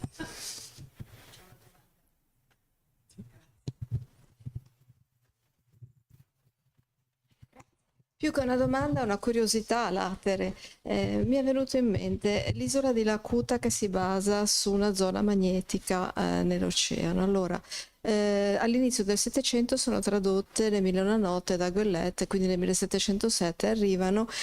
Il gruppo di Sindbad il marinaio non fa parte delle Mille e una notte, ma mi sembra che venga pubblicato poco tempo dopo. E c'è un famoso viaggio di Sindbad in cui tutti i chiodi delle navi partono perché si aderiscono a una montagna magnetica che è lì. Poi adesso qui l'isola di Lakuta di nuovo sfrutta questo magnetismo e dopo arriviamo al Novecento con Domal al Mon Analog che fa esattamente la stessa cosa dell'inizio di Sindbad il marinaio, cioè questo mondo basato su un magnetismo che per questo non si fa vedere agli umani ma esiste, e chi approda su questo mondo si trasforma completamente. Mi domando se c'è per tutti una fonte che deriva dall'inizio del Settecento, se ci avete pensato, oppure chissà se deriva da altre forme di interpretazione del magnetismo. Insomma, non lo so, è una cosa curiosa perché ce ne sono 3 a distanza di secoli ma in fila.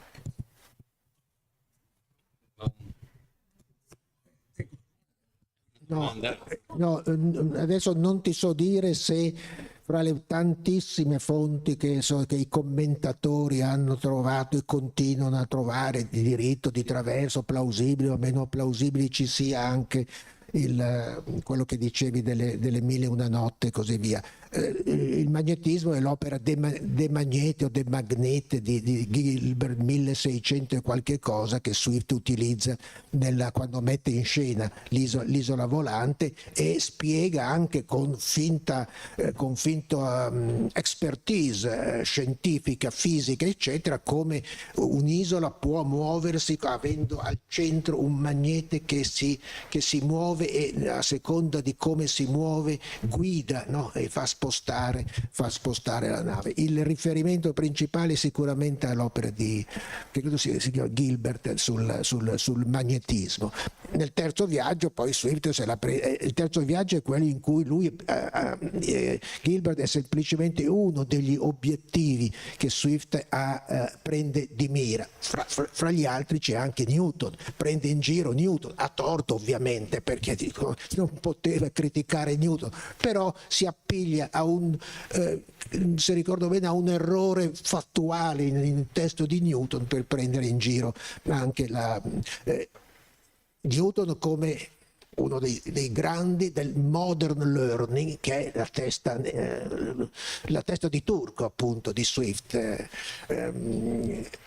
Una modernità sotto il segno della scienza, appunto Newton, appunto Cartesio, appunto Gilbert, appunto quanti altri, a cui lui contrappone invece il sapere umanistico di un'antichità, un sapere classico, antico, rinascimentale.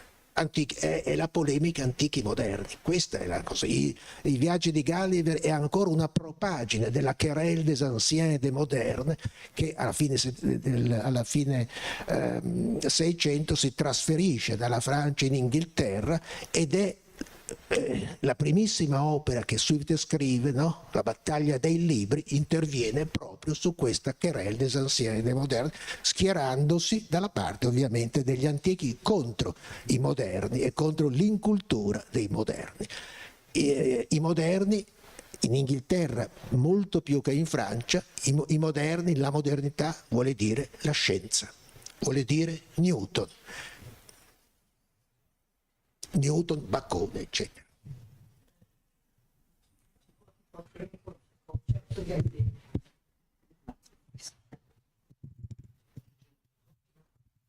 Sì, spero di non essere troppo straniante, ma a me con Gulliver viene in mente sempre A Clockwork Orange di Burgess, perché quando lui si inventa il gergo dei teppisti, usa Gulliver per il cervello, che in realtà è uno scherzo con il termine russo Gulliver. E Burgess, io ho avuto molta difficoltà, ho fatto fatica a leggere l'arancia meccanica, diciamo in inglese, perché c'è continuamente questo richiamo al nome Gulliver col doppio senso del cervello. Non so se ve lo ricordate questa faticosa lettura. Kubrick ha fatto un film poi, che era in italiano, forse era l'arancia meccanica, sì, perché il titolo inglese è piuttosto un'arancia a orologeria, no? Che è più indovinato in qualche maniera. E c'è questa storia che i teppisti usano Gulliver nel senso di cervello per Gulliver del russo. C'è tutto uno scherzo di questo genere. Spero di non essere stata troppo straniante e di essere uscita troppo dal Settecento. Io su questo non dico niente, perché il film di Kubrick è l'unico film di Kubrick che mi sono rifiutato di vedere. Non ho mai visto e non voglio vederlo. E il libro, dopo una trentina di pagine, l'ho smesso e non l'ho letto. Ecco, non è un autore che voglia leggere. Posso dire una cosa? Poi temo che vi devo lasciare, purtroppo abbiamo prenotato, non posso più in anticipo evidentemente. No, volevo solo dire questo, che è uno stimolo che viene dalla signora. A me viene in mente semplicemente di dire questo: ci sono tanti percorsi che da Swift e Gulliver's Travels portano alla distopia, portano al romanzo contemporaneo, appunto postmoderno. Uno passa attraverso Joyce. Allora, Burgess per esempio era uno scrittore che aveva alle spalle Joyce, e Joyce era di Dublino, Joyce utilizza Swift è di Dublino, eccetera. Allora qui forse bisognerebbe, come dire, ricostruire un altro percorso che è quello Swift, Joyce, Burgess e forse una parte anche del linguaggio appunto postmoderno contemporaneo. È la strada irlandese. È la strada irlandese. Certo, Swift, Joyce. Certo. Se posso aggiungere una cosa, è vero che appunto nel testo di Burgess Alex Delarge è aggiunto, dice ma Gulliver aches, mi fa male la testa, no? Perché appunto adesso non so qual è il termine, diciamo, slavo da cui proviene, ma è quasi è omofono. Credo che la cosa sia stata ripresa da Kubrick, a un certo punto lo dice anche nei film di Kubrick. Kubrick aveva un motivo in più, questo non era però appunto irlandese, di riferirsi a Gulliver, perché non in Clockwork Orange ma in Dr. Strangelove, quando l'impazzito comandante del bombardiere americano decide di sganciare la bomba atomica che dà inizio alla fine del mondo, perché c'è tutto questo congegno che anche questo è russo tra l'altro, la base sovietica su cui sgancia l'ordigno nucleare, su cui che cavalca come fosse un toro meccanico, si chiama La Puta.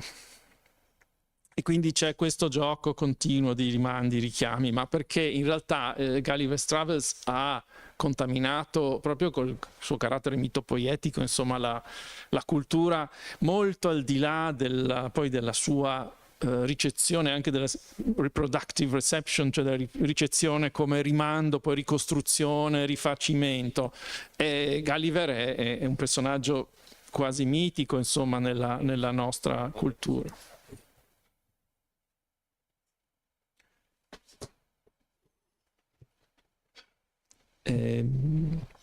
Allora, Visto che se non ci sono altre domande, altre curiosità, altre osservazioni, commenti, eccetera, possiamo, credo, chiudere qui questo pomeriggio conradiano.